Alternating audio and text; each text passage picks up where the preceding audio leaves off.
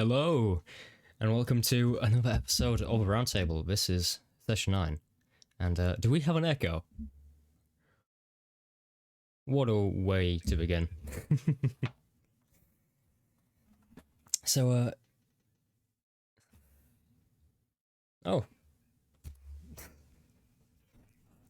Oh, this is a new record for how quick it has fallen apart.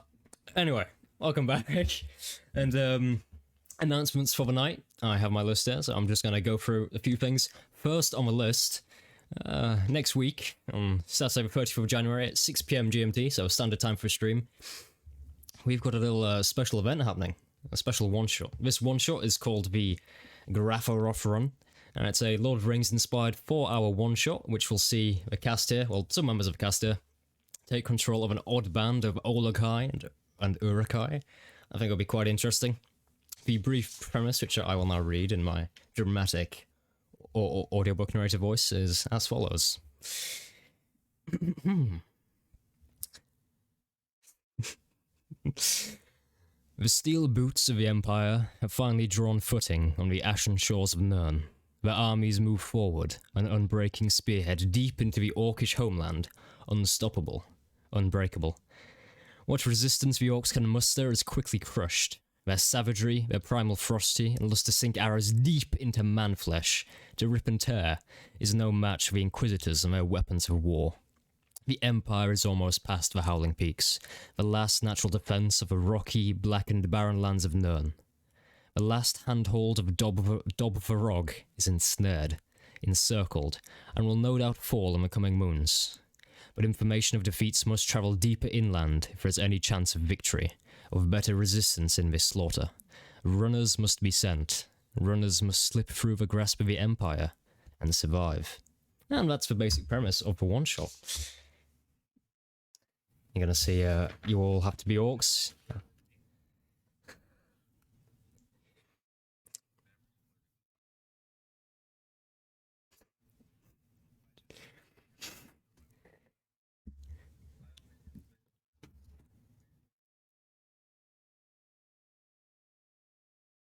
Second announcement for the night. Well, it's more of a question announcement.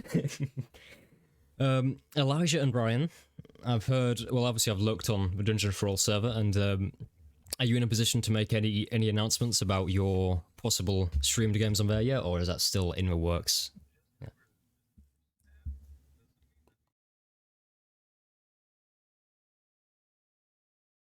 No, I mean,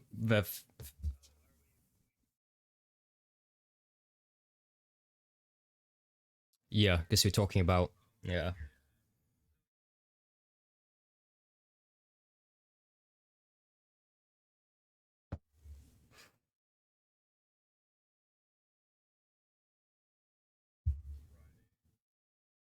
And it's going to be very exciting. It's going to be using stress mechanics and things of that nature.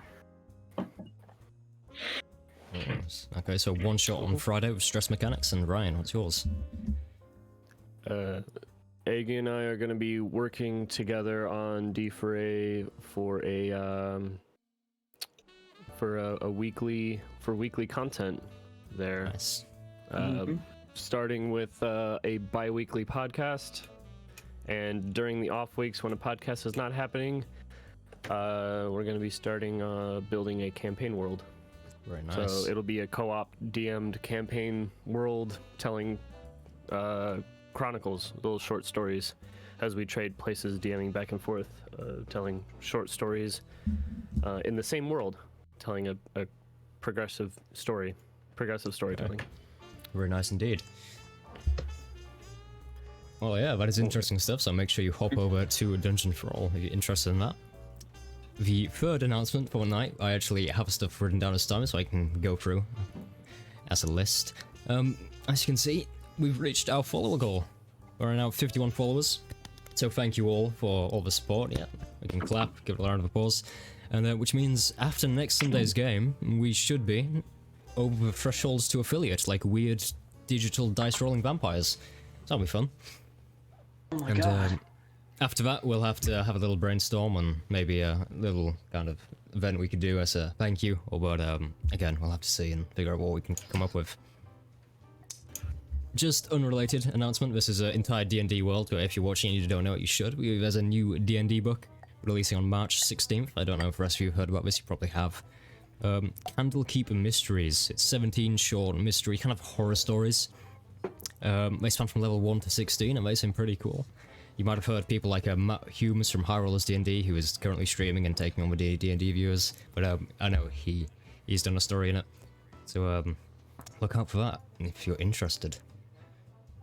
And apart from that, so you got our Orc one shot. We've got all the stuff we're doing in Dungeon Crawl, and almost an affiliate. New D&D book.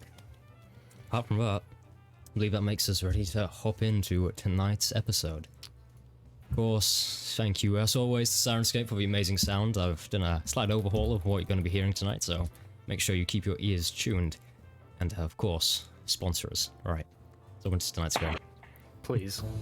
We're desperate. Please, Sirenscape.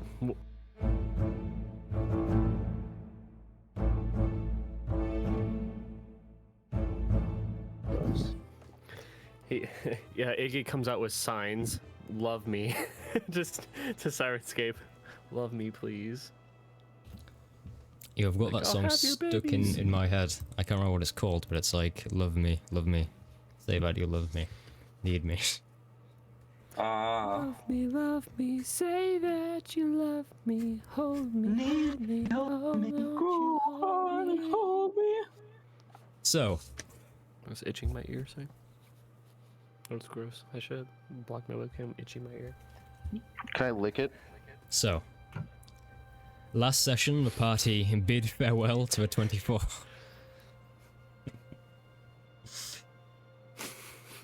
You okay, Lance?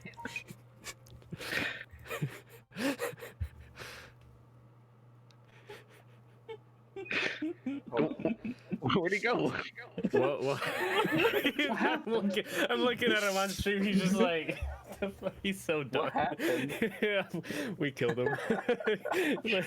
Sorry, I was just cleaning up my ears. That was gross. Like, can I lick it? Yeah, I was in the middle of this dramatic opening to a stream and I'd say, can I lick it? Can I lick your ear? Okay. Let's try this again. Let's restart the music. Let's go again.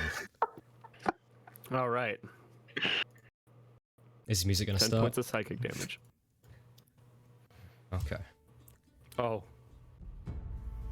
So, last session the party bid farewell to the 24th Regiment and found themselves with an unlikely ally in the form of a small but scrappy bird named Tuku the Phoenix. Well, not named Tuku the Phoenix, that was the name you obviously all gave him. But with the help of him, the weird small street food vendor, Daemar the Molten was ousted, as were his followers, and the town of Dalry returned to its people. With no time to lose, you mounted your cart, said your farewells, and began on the last 7-hour stretch up the Ancestors' Path. You reckon if you make good time, you'll arrive around 7:30 in the evening, give or take a dozen minutes or so. At this time, you've been travelling for an hour. The rhythmic horseshoes on the floor almost send you to sleep in its hypnotic beating, just... You all notice the air getting somewhat colder. And now you have begun to climb out of the coastal regions that Or's Rest sits in, and head further inland to hilly and mountainous regions, before miles upon miles of desolate plains await you. As you're climbing, every so often you catch a glimpse of this great, grey mass in the distance, on the other side of a coal spew. You realise this can be nothing else but the great industrial city port of Coalfort, without rhymed. Still, you head on, through the icy forests, relatively unimpeded on your journey as your extremities gradually numb in the afternoon cold. The sun breaks through a grey cloud cover and begins to brighten the forest around you as a deer darts away into the distance. Only 6 hours left, you think to yourself. What would you all like to do?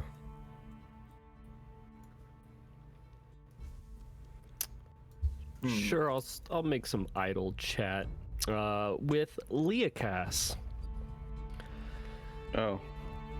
Huh. Oh. Hello. Well, it's actually been several hours since you stopped rambling about that weird god of yours. Are you ever really going to tell us what she's all about?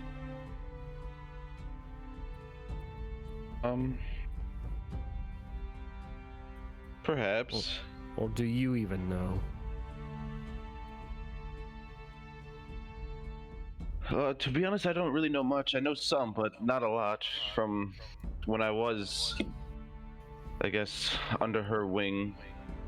They didn't talk about her much. So you expect this to be some sort of blind faith thing for you, is it? More or less, yeah. And as you put it that way, it kind of sounds more sadistic now that I think about it.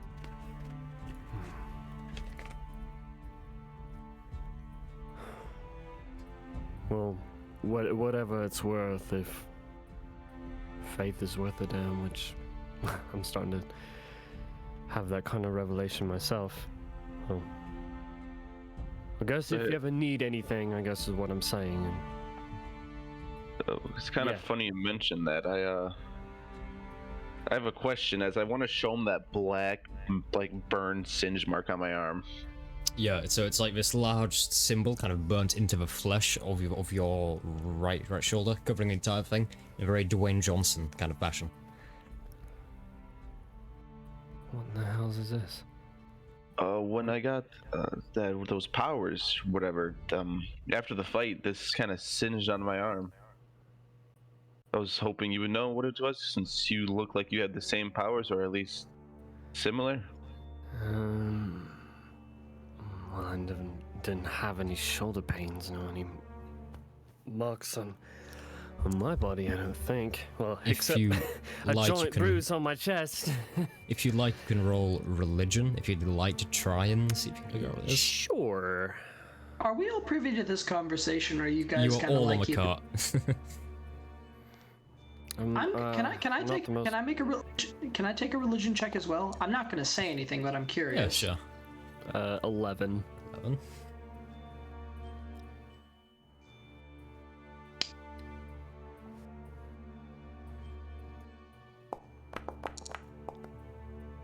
$14. 14. Maverick, you have no idea. This is way beyond anything you've ever seen. Kishore,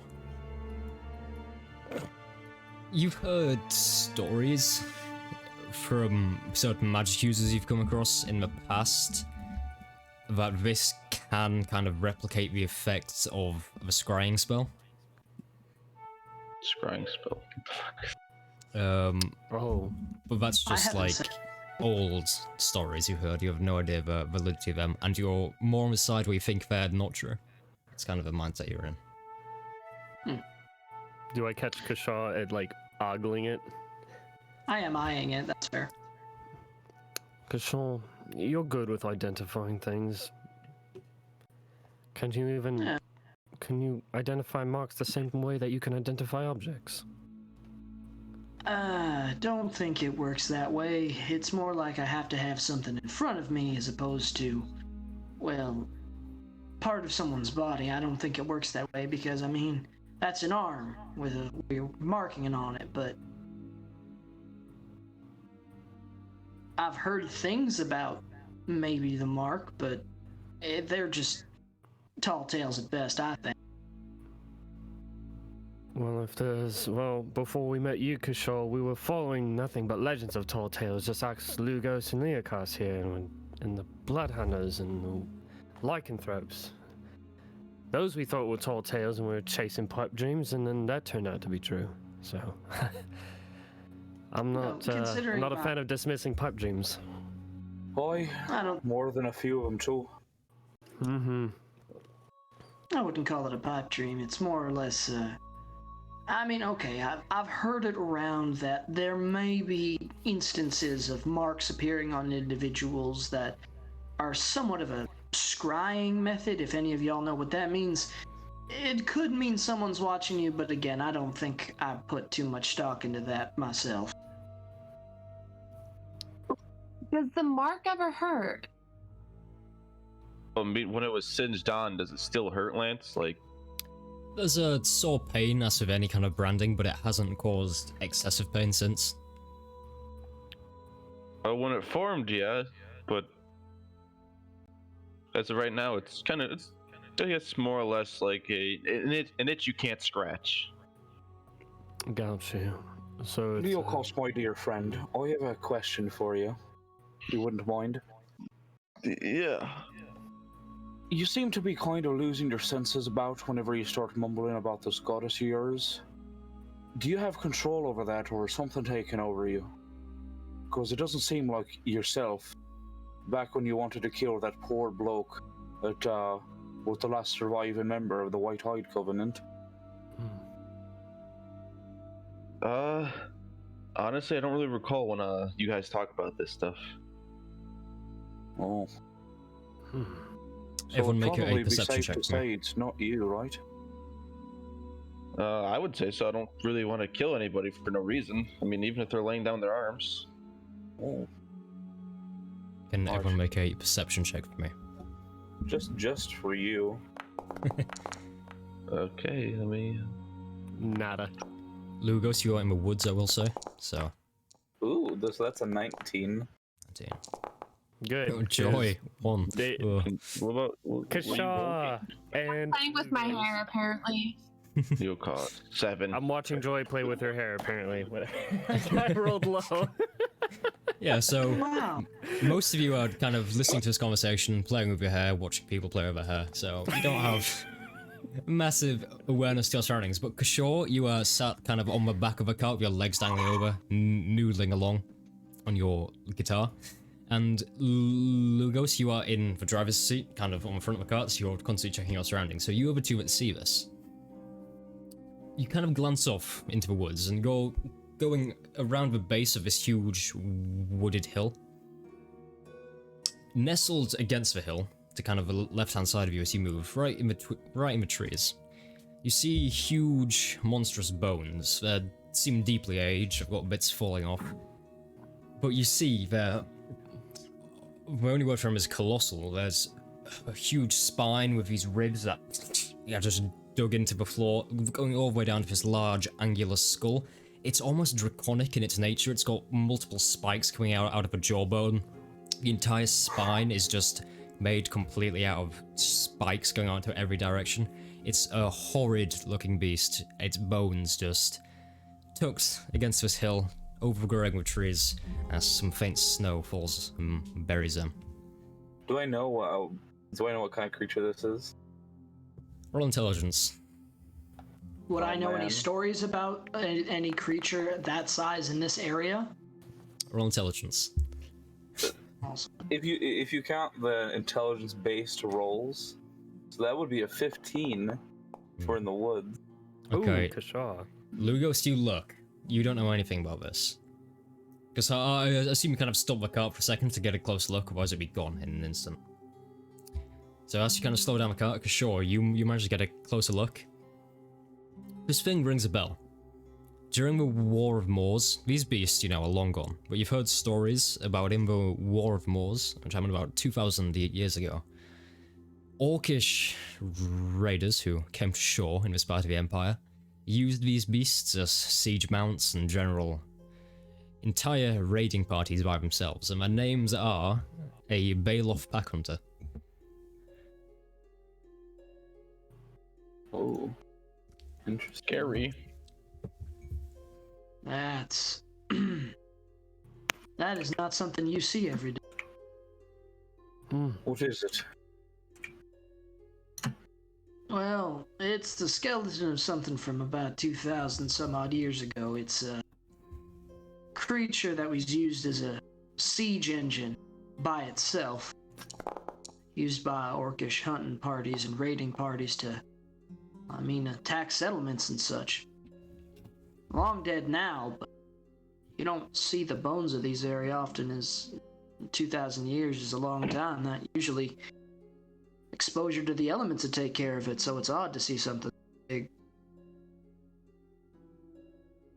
You might think its bones are worth anything at all. Should we get closer? I mean, I don't imagine it's. I mean, for me, it's more than worth a look at. A little bit closer, at the very least. Sure, I'm game. Aye, sure, why not? So you're kind of stopping Just the a car lot for a second and heading off to look, right? So Yeah. seeing it is, I need a Okay. break from having to sit down for so goddamn long. Yeah. So Oh, the car just comes to a stop. As again, a faint kind of dusting of snow begins to fall, and you jump off the back onto this dirt path and head into the woods to the left to inspect the bones of this gargantuan beast. Anything in particular you're looking for, or are you just kind of searching around it and taking the awe of this great monster in? I'm doing that as well as just drawing it as a sketch in my notebook.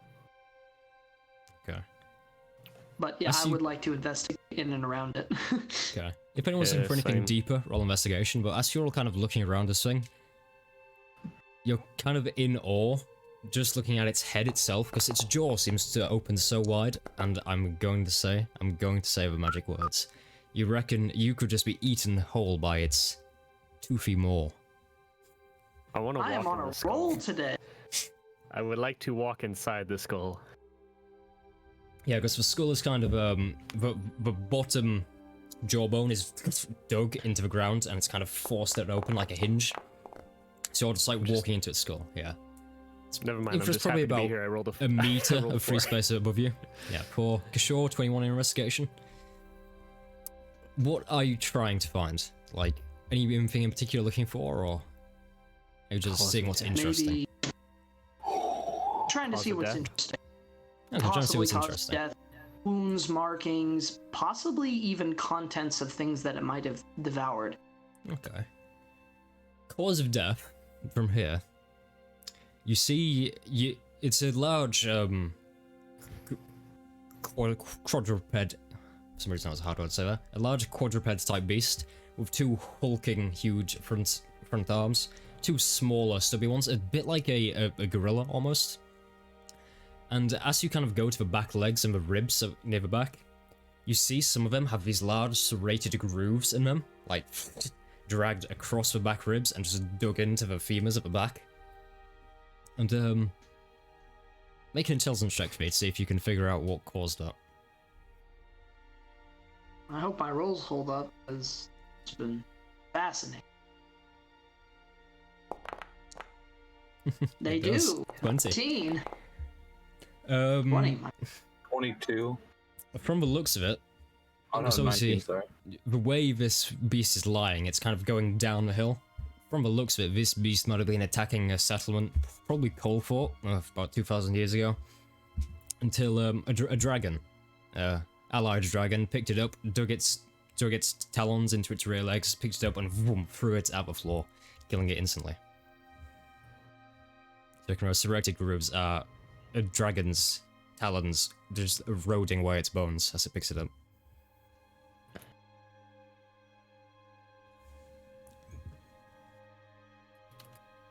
Interesting. You think the people down there know about this thing? Like, I mean, I have to assume they know, right? What difference does it make? Oh, I think it makes a world of difference. This is a 2,000-year-old relic.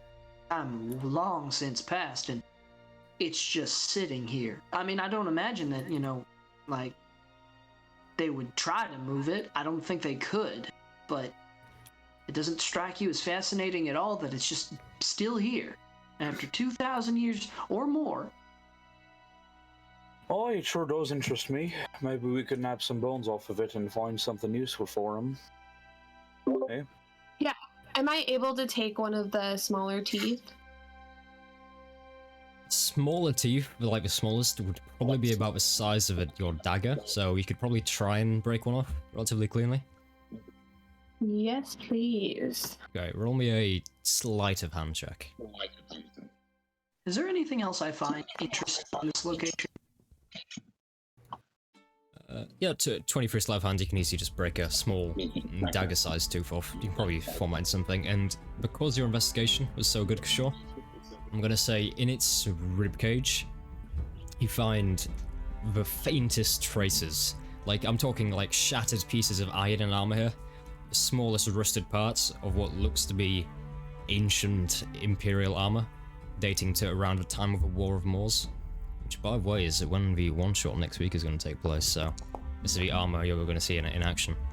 You see, it looks a lot like a 19. Maybe slide a hand check for the teeth as well. Yeah, so again, break a tooth off. For sure, the helmet you find, it's kind of split in half and battered. It's like a very geometric, rectangular helmet, almost like the dwarven helmets from for Lord of the Rings, stuff like that. Very rectangular, sits on your head squarely, massive block pretty much. That's like split in half, it's got chunks out of it, and it's a flimsy piece of rusted iron among the leaves on the floor. I am going to try and prestidigitate some of the dust off, clean it up as much as I can, without harming its structural integrity. Yeah, just clean off a few flakes of rust and a bit of dust, and it's definitely never going to be used as armor again. You could snap it if you tried hard enough, but it's a piece of the land's history. Oh yeah, no, I picked that up immediately. I stow that away. Okay. This was a nice little distraction. Sorry for bothering y'all. We should probably get a move on. I'm just like, look, Maverick just looks like he's just happy to be here. He's looking around the inside of this skull. So I assume you're all heading back to the cart? Mm-hmm. Yeah, so you head back to the cart and you can see quite clearly the horses are kind of, even though this beast is long since dead, it's just bones. They're kind of very apprehensive about it, because it's kind of beast that could just split a horse in half with a single bite. Mm-hmm. So they're kind of backing away, so go closer. And again, you mount up on the cart. Shaw takes his seat on the back, his legs dangling over. He brings out his guitar and strums. You head back down the road. You travel longer and longer, and after a while you become mind-numbingly bored just staring at the rolling fields, the forests. Unfortunately, nothing much more interesting happens than this huge beast laying dead at the side of the road. But you continue onwards, nonetheless. And about 3 hours later, you on the road, you're kind of going down and you take a turn, but it's a wrong turn, so you turn back and you start going down. Oh, that's a wrong turn as well, and very soon you figure out you seem to have got completely lost in this forest. You've come to a place where multiple roads lead off in all different directions. There's a small town called Carngren, kind of just down the road. You see an old wooden sign. We have no idea which direction to the estate itself. That could be anywhere, because you have no map, you've just going on word of mouth at this point. Damn it, Lucas, why you getting us lost?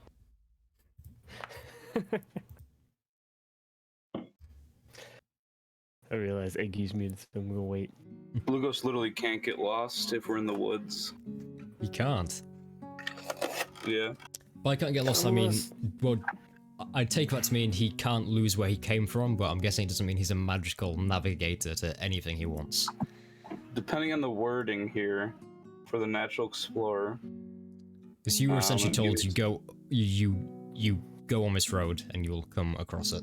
You weren't told like a specific location. We were told the wrong directions. More, yeah, in your chosen terrain, difficult terrain doesn't slow your group's travel, and you can't become lost except by magical means. Unless we were given the wrong directions. Correct, unless we were given the wrong directions, You know what? which I hope not. Lugos, roll me a survival check. Sure, just for you, man. Just for you, bud. It's all for you, man. Rangers, man. Oh, who left? Lucas. They have their Oh uses. boy. That would Okay. be an 11. You're pretty confident in where it is, so... And obviously, everyone trusts you at this point. You haven't got a party lost before, and you're not going to start now. So again, the cart as you head down a dirt path. You don't seem to get anywhere for another half an hour of travel. It's about 5 in the evening now, and you're getting worried that if you arrive any later at the Bell Estate, well, be asleep and you'll have to camp outside of the house like a bunch of hipsters. But you continue down the path nonetheless. Unfortunately, there is still no Joy. What would everyone like to do? What do you mean, no Joy? No Joy, I'm right here. Exactly. There is Joy, but there's no Joy. That was the same thing. Yeah, because Leocast crashed his PC because that's what he gets for playing Divinity while we'd play D&D. Come on. That's what he gets. 10 points of psychic damage. Yeah. So what happened? Leocast crashed his PC because he tried playing Divinity. I'm like while he was playing D&D. Yeah. Mr. Lugos. After glancing about in the woods, obviously you can't get lost, so you're continuously just kind of looking about every single sound you hear, like even of a branch breaking, your head darts, and you know exactly where it is. Yeah. And you hear a thunderous kind of running sound, like a stampede almost coming from the right, and it looks like it's coming directly for the path. You reckon it's about 20 seconds away? You're the only one who can hear it at this point if you're finally attuned forest hearing. The others will hear it just before it hits. I'll bring the horses to a halt. I guess to a halt. Yes, a stop. And I'll let everybody else know. Oi, quiet. Oh, wow. What's the drastic hear that? storm? Where's it coming from? There's a stampede around. We'll back the horses up or something, and I go and draw my sword. Just you draw your sword just as sheep. About 3 dozen sheep just go straight across the road. In the center of the sheep, kind of to the right, is a relatively small, haggard man. He's wearing kind of tweed farmer's clothing. He has long silky hair underneath a ragged flat cap. He comes up and he goes, hello, friends. Well, howdy there, friend. I don't know where you're going. He kind of turns and looks at you and...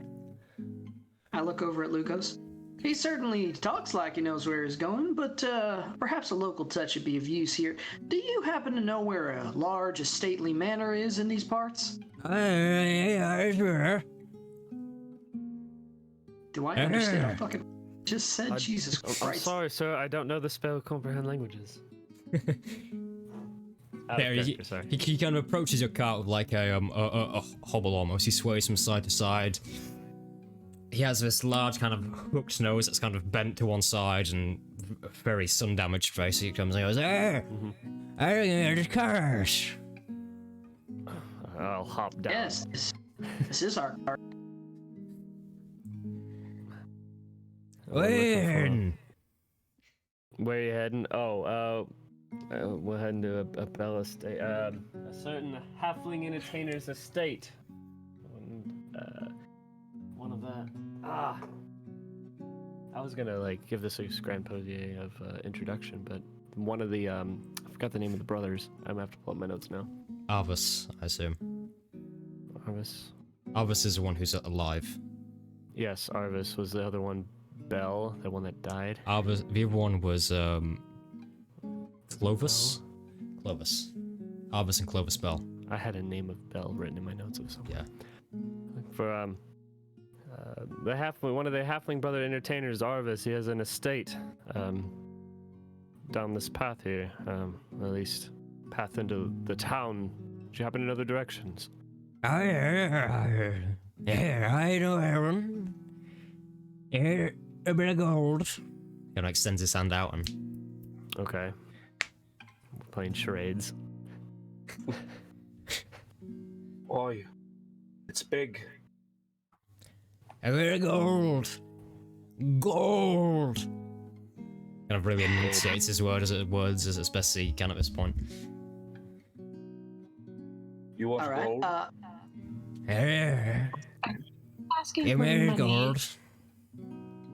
I hand him 2 gold pieces. Oh, hey, I like your Anyway, when I go there, a bit more, I'm gonna go up there, right over the woods, and I'm see American, it'll be just fine. You got it? How's about? I heard up there to the right. Here. How's about? Through the woods. Got it. I think. Oh, wait, through the woods, around the right. Oh, no. Hey, now, just a stone's throw. Head And down I just a turn small off. road. West. Stone's throw off of the west. West. Head down into a forest. You West can't down miss to the it. forest.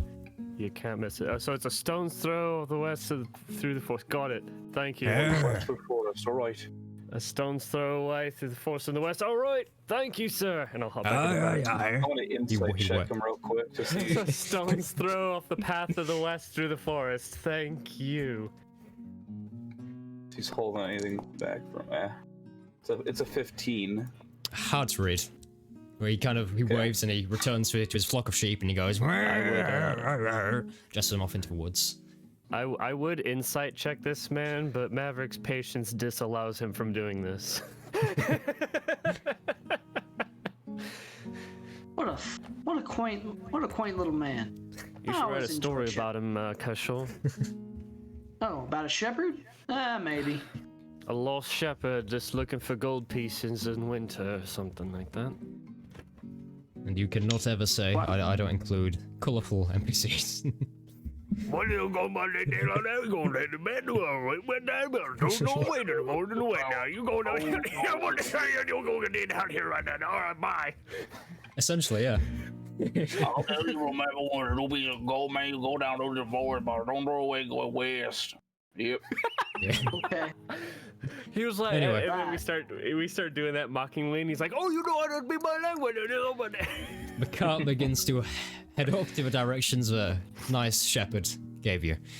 And What a lovely It's man! I about should ask another- for his name. 2 hours of travel before you get there. About this point, it's about 7 p.m. at night, so you've made relatively good time for what you think it would have been. You're about probably about half an hour earlier than you expected you were. And eventually, as you're heading along this dirt path, you come upon these it's a lovely section of rolling fields into the distance where you see a faint line of trees. And just off this path, you see 2 large gateway trees almost, with a small sign affixed on one of them, handcrafted, saying, "The Estate of the Bells." And a Aha! gravel, tree-lined path, very formal and That's stately. what it was. It leads down about 400 meters or so. That's what Right, my so- note said. Bell for. It was the name Before of before we continue onwards here, do y'all have any finer clothing or anything nice looking? I mean, this is a ball for y'all, right? Lucas just looks down at his clothes like, well, I mean, this doesn't cut it, right? I think this is plenty fine, right? Well, it's dusty and dirty, and I can fix that. That's not a problem. But I would think that y'all would. Okay, nothing ceremonial. Okay, nothing ornamental. Wait a second. Didn't we get all dressed up for the show back at Orr's Rest? No. No, you like I said, I walked in only there brought with my your dress swords. sword. Oh, right.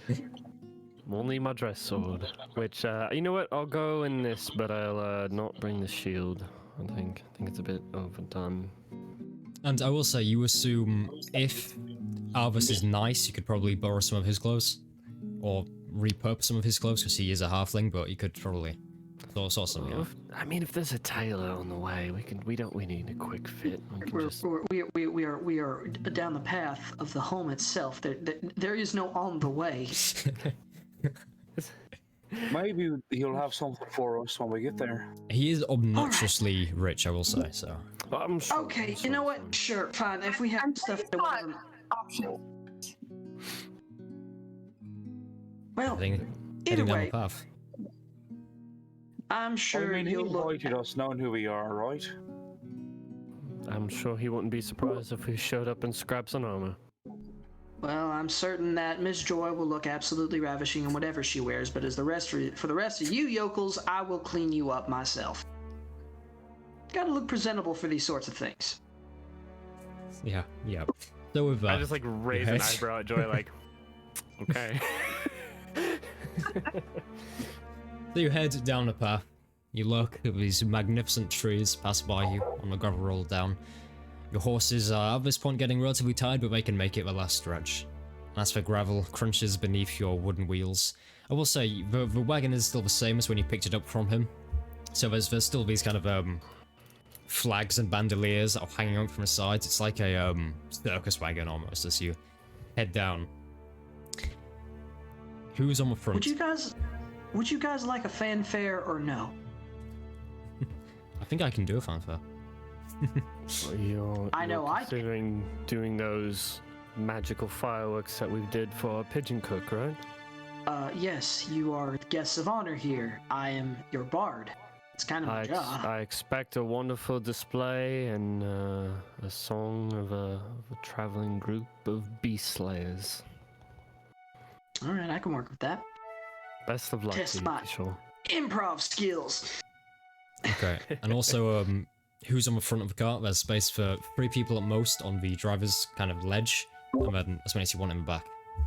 I just want to know who gets first glance of this. I mean, I think I was driving the cart, right? You were driving, Yeah. yeah. Yeah, It's, I'm definitely. Okay. Yeah. Lugos and Joy, and I think Rest of you in the back. maybe the rest of us in the back. Yeah, correct. So you're there talking to Kishore on the back as Lucas and Joy direct the cart down. And Joy, I will say, your eyes, as soon as you see this house, it's the most kind of animated thing in the world. It's just like love hearts in your eyes, like jumping out. You come out into this large circular courtyard in the center. There's this beautiful marble statue. The house itself is an ostentatious but somehow classy stately home. It consists of a large center block. The entire thing is 3 stories tall. Each story is probably about, I don't know, 12 feet tall, so they're huge ceilings.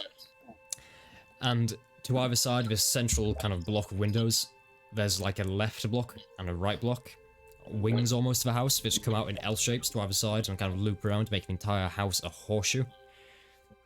You see these wonderful large windows just dotted symmetrically along. Behind them, these deep-set, heavy curtains, and it's magnificent, really. The entire house is beautifully detailed. The roof is beautiful with a light smattering of snow on top.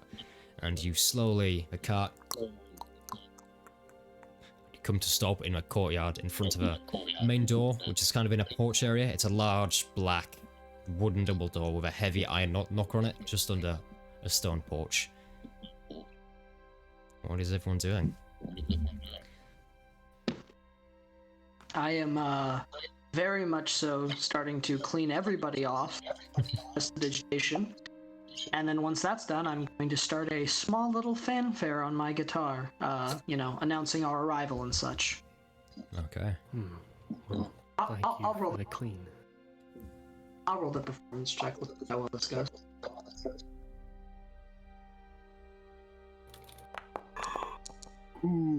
It's an amazing Pretty damn- fanfare. 24. It's possibly the best you've done so far. It's a magnificent entrance, but unfortunately it doesn't seem like there's too many people in the house to notice it. In fact, there's no movement Yeah. when you do this. Damn it. It's a real hoppin' party, guys, huh? Also, the party isn't on until the following night. God, Okay. You've arrived fashionably early, as they call it. A full 24 Wow, or even 25 after all the hours shit that early. we've been through. Oh, no worries. We're just fighting wars and slaying beasts in between going to a ball and missing sleep. I'd say it's business as usual for us, so not really having much of a clock. Lugos will walk up and he'll use the knocker on the door. I was like, dum, dum, dum. Kind of reverberates around the door. You hear there was some footsteps inside, stops. You hear something heavy being placed down. And the footsteps. The door opens. And the first thing you notice of a person who answers the door is shockingly tall. We're talking 6'8", 6'7". This person is dressed in a gaudy purple suit with golden embroidery on the inside.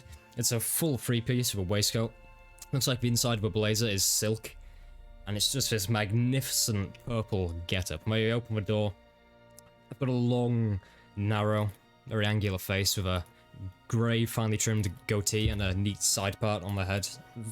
They look relatively old. They're a human. It's reckoned at about 55, 60 years old. If you open it and go, "Oh, hi, how can I help you?" We've been invited here for a ball. Boy, Oh, yeah. I take it you're the guest arriving. boy, yeah, aye, sure. Oh, well, come on right in. And he kind of goes and opens both doors, and you come out into this. It's your classic kind of stately home entrance. You've got 2 staircases on either side of the room leading up to like a central balcony area. There's wonderful spacing put out. You see the starts of party decorations have begun to fly from the ceiling. There's a large chandelier and a hallway leading left and right and one straight on. And he kind of welcomes you all in and is like, "Ooh, so, you know, how was the journey?" It was all fine. Nothing too troubling, really. Yes. Oh. The worst part of it is always the weather. See, I've always been told snow is really, you know. Yeah, anyway. He kind of looks and does like a very abrupt turn on the spot, like his huge figure kind of swaying slightly. Hop down from the cart and... Right. And he, as you're all hopping down, he kind of turns. Ooh, discrepancy detected. I think there's one more here than we thought. Kind of moves his finger across you all slowly and lands on Kishore, and he's like, "Ooh, you're a special guest." I am a very special guest. I am their entertainment portion. They decided to bring me along to make things a little bit more exciting in tomorrow's gala. Oh, well, I'm sure you'll do a breathtaking job. Come on in. And he kind of claps his hands as he stands to the side. He's a very eccentric figure. I'm gonna go take care of the horses first. I'll be catching up with you. Do you have a stable around here? Yeah, why, yes we do. It's really a marvelous thing. So what you want to do is just head down there in the hedgerow, and you'll find the best stable your mind could ever see. Unless you've found some good stables, and this might be a mediocre at best, but who am I to say? Right. And I'll bring the horses around to the stables. Yeah, kind of webs off. Safe travels, fair adventure. And turns around to the rest of you. So, this is the house. And I am Gregoris Fitzwilliam. It is well, it's wonderful to meet you all. Kind of just has this very uncomfortable smile on his face as he just stares directly at you all. Well, Mr. Gregoris, it's a pleasure to meet you. My name is Cashel C. Cassidy. Oh. Not interesting name. You know, I've always liked the three-part names. I've always thought I would suit a middle name myself. You know, I can't quite think what it would be. I'm sure something will come to mind for you in time. Something that'll fit you just right and well, sir. Yeah, he turns, points a finger straight at Maverick and says, "You, what's your name?" Maverick DeLeon. And you remind me of a much younger version of me, so I think that would be my middle name. Gregoris M. Fitzwilliam. That sounds good. Yeah. Yes. Oh, look at me. Flows off the tongue nicely, I suppose. I'm babbling on, taking all your time. Do we know when your red-headed friend will be back, or is he running away? He likes to take his time. Don't you mind him. He'll be here. Oh. The horses, we've been on them quite roughly the past couple of days. He's probably just tending to them. Oh. Once they get settled in, I'm sure they'll be alone. You see, I was always taught that the content of one's soul is how one treats their horses, and it's really nice to see someone taking care of our horses well. I like Pass on horses. the compliments to him. Of course. He kind of just he's a very interesting person. Should we get out of this brisk cold. We'll wait for Yes, the yes, dust yes. Come on in. And he kind of waves his hand to you to go inside.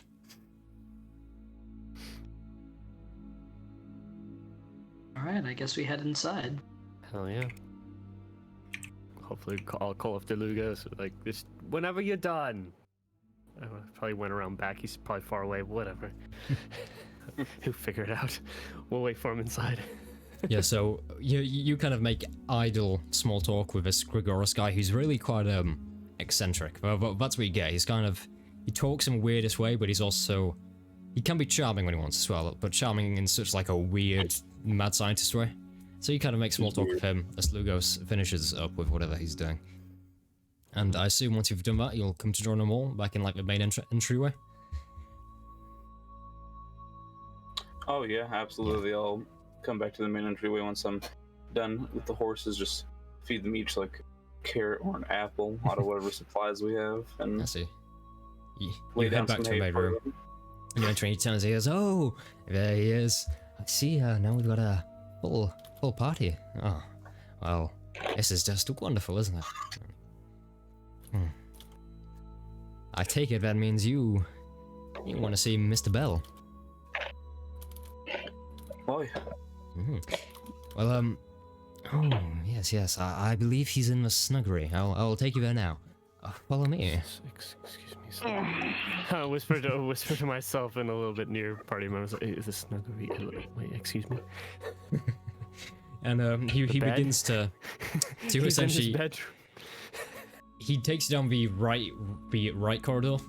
The entire floor is just lovely wood. It's very freshly polished. There's sideboards with trinkets on, large paintings and small busts of people on the side. Loads of doors. It's quite a colossal building. For about and you reach the bottom of the corridor about 30 seconds later, and you come to this small, well, not small. It's a normal sized door, but it's relatively thin. It's a small door set right into this wonderful kind of white plastered wall.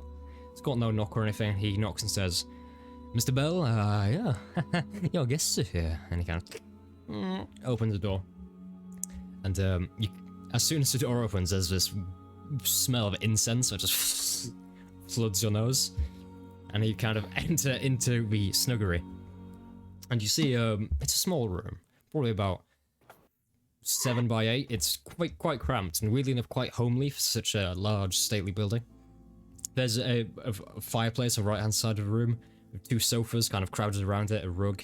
There's a desk next to a window with these large crimson curtains. You see kind of paintings on the wall, and there's the head of what looks to be an owlbear affixed to one side wall. And you see there's blankets strewn everywhere. The snuggery appears to be a word for just like a chilling out room. And you see in the far corner on the desk a familiar figure writing something down. As you kind of enter, you hear him under his breath kind of talking to himself about some comedy act. And his familiar kind of golden locks, which you saw on stage, seem to have been cut shorter. They're about just above his ear now. You see here the same bushy mustache he sported, again, completely gone. But probably the main difference you see is he's no longer a freestanding, energetic performance on stage. He, instead of a chair, he sits in a wheelchair by the desk. And as you enter, he goes, "Oh, Christ, I didn't realize you're here. Oh, Grigoris should have told me. Sorry. I'm so sorry. Right. Where are my manners?" No, that is all right. We're on an awkward time calendar at the moment. Things have just been very busy for us. So, and we were already really excited to come visit. So good to see that you're doing well. Oh, well, I hope you're enjoying your time so far. Please, take a seat. And he kind of gestures to the sofas as he reverses from a desk and comes and where an armchair would normally be, kind of takes place there. He's like, "Oh, come on, seat, please." Oh, of course, I'll take a seat on one of the sofas. Yeah. yeah, I'll go take a seat as well. Yeah. You all kind of sit down. Grigoris still almost stands guard at the door. He's kind of just stood there and he goes and he says, "Grigoris, could you be an absolute dear and bring us some tea and wine?" He goes, "Oh, yes. Yes, Yes, of course. He kind of backs out the door with quite an elegant bow. Goes to get some stuff. You hear his footsteps disappearing into the distance as the door is closed, and he goes, "Oh, well, where are my manners? How was your trip?" It was interesting, to say the least. Interesting? Tell me more. The weather was crazy, really. Ran into a couple of interesting folk, at least. Yes, yeah. One of those interesting folk is sitting on the other couch there. Real storyteller, ain't you, Lugos? I mean, there's not really a reason, is there? You're just gonna go over all the wondrous sights that we've seen, the adventures, the people we've helped, the things that we've done? Go now, this Storytelling's is not your my friend. job. That's your job. That's why we brought you along. Oh, that's very fair, Miss Joy.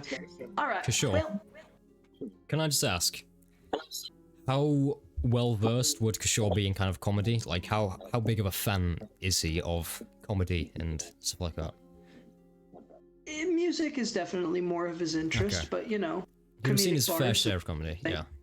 Yeah. Because this person from him, Arthur Spell, is arguably like maybe first or second in like the biggest comedians in the Empire, so you may be a tiny bit kind of a starstruck because it's like just walking into like the house of Tom Hanks all of a sudden, just sitting down with him and it's like, hey. Hey, we're seeing Dave Chappelle right now. Oh no. Dave Chappelle. But I John, love that guy. John Mulaney. either way, I take off my hat, I cross it over my chest, and like, it's an absolute honor to meet you in person, sir. My friends here are, despite their ineptitude in being able to tell the proper story, very good people. I can see why you've invited them here, and I am more than happy to be a part of this little group here. Well, at least I hope I am. At this point. Arthur's head kind of turns and like glances to all of you like, So, Kishore, why don't you tell this fine man a bit of our adventures of our trip and humor him? All right. I launch into a chronicling via song, and I make sure to throw in comedic bits as opposed to the dark and really shitty parts. You're really gonna accentuate the part where I got hit by a cannonball, aren't you? Many times, if I.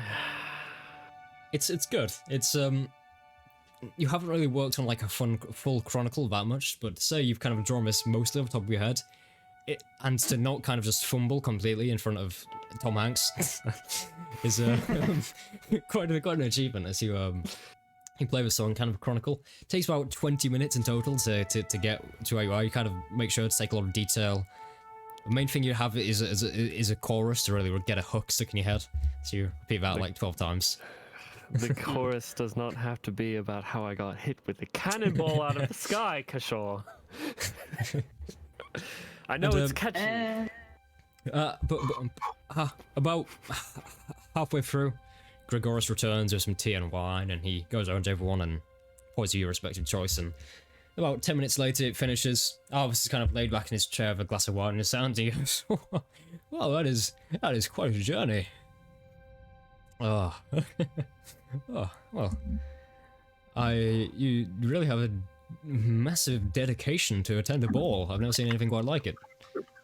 I'm back with Chinese. We wouldn't have missed it for the whole world.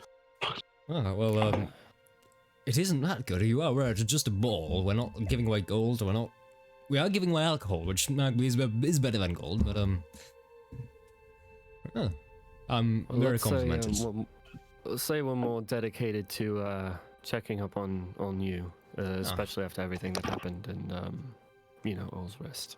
Oh no, it's fine. I don't think about it at all. I'm completely fine. For the first time, make this day be known. For the first time, I request an insight check. With advantage.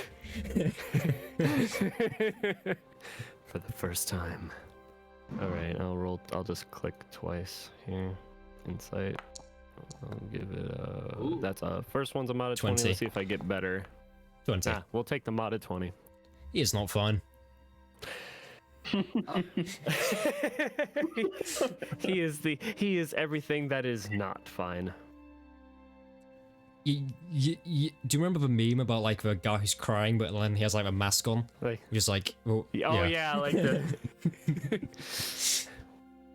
or the dead inside man where yeah. he's like at the computer like yeah.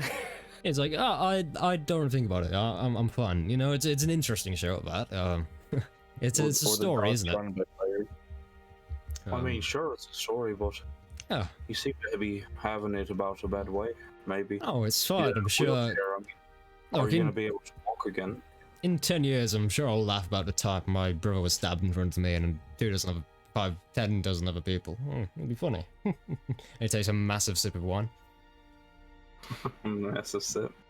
He wasn't always in a wheelchair, right? He wasn't always what, sorry? No. He wasn't always in a wheelchair. I mean, are you going to be able to walk again, maybe? I have no idea. But I do want to thank you, Mr. Maverick, for your quick healing on the scene. If it wasn't for you, this estate would have been sold off. Gregoris would be out of a job. Can you imagine Gregoris here being a baker? He'd have to join the family bakery. Imagine that, he walks in and he's like, ooh, yes, you can have a sausage roll. Yeah, it'd be awful. Christ. Maverick can't help but actually kind of snicker at that. You still have your quick whips. That's for Humor sure. is better good. than morphine. It's good for the soul. Yeah. It's good for the soul. If it makes you feel any better, we found out who did it. You did. Why? Mm-hmm. Was it? Of goblins. I think I have a suspicion who it was. Yeah, they were paid off. Apparently, goblins around the All's Rest, I guess, are easily bribed by coin. Oh, that isn't who I thought it was, actually. What were you thinking? I thought it was Tiberius Frost. And from your knowledge, you know, Tiberius Frost is like the third best comedian in the Empire. Uh-oh. No, certainly not. It was a sort of example attempt, I suppose. Oh, well, that's nice. I always like being made an example of. Why? Well, we made sure to make them pay. Oh, how much? 10? 15 gold? 20 platinum? Even more. Light, I think that depends on the person, how much that's worth. If you can even want to call certain people involved in All's Rest persons entirely. Oh, all the rest is fun. It's a fun town. Plenty of fun things happen, like getting stabbed. I take the sword off my back and put it in my lap.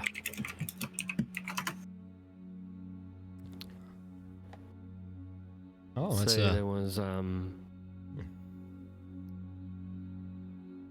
let's say men are beasts.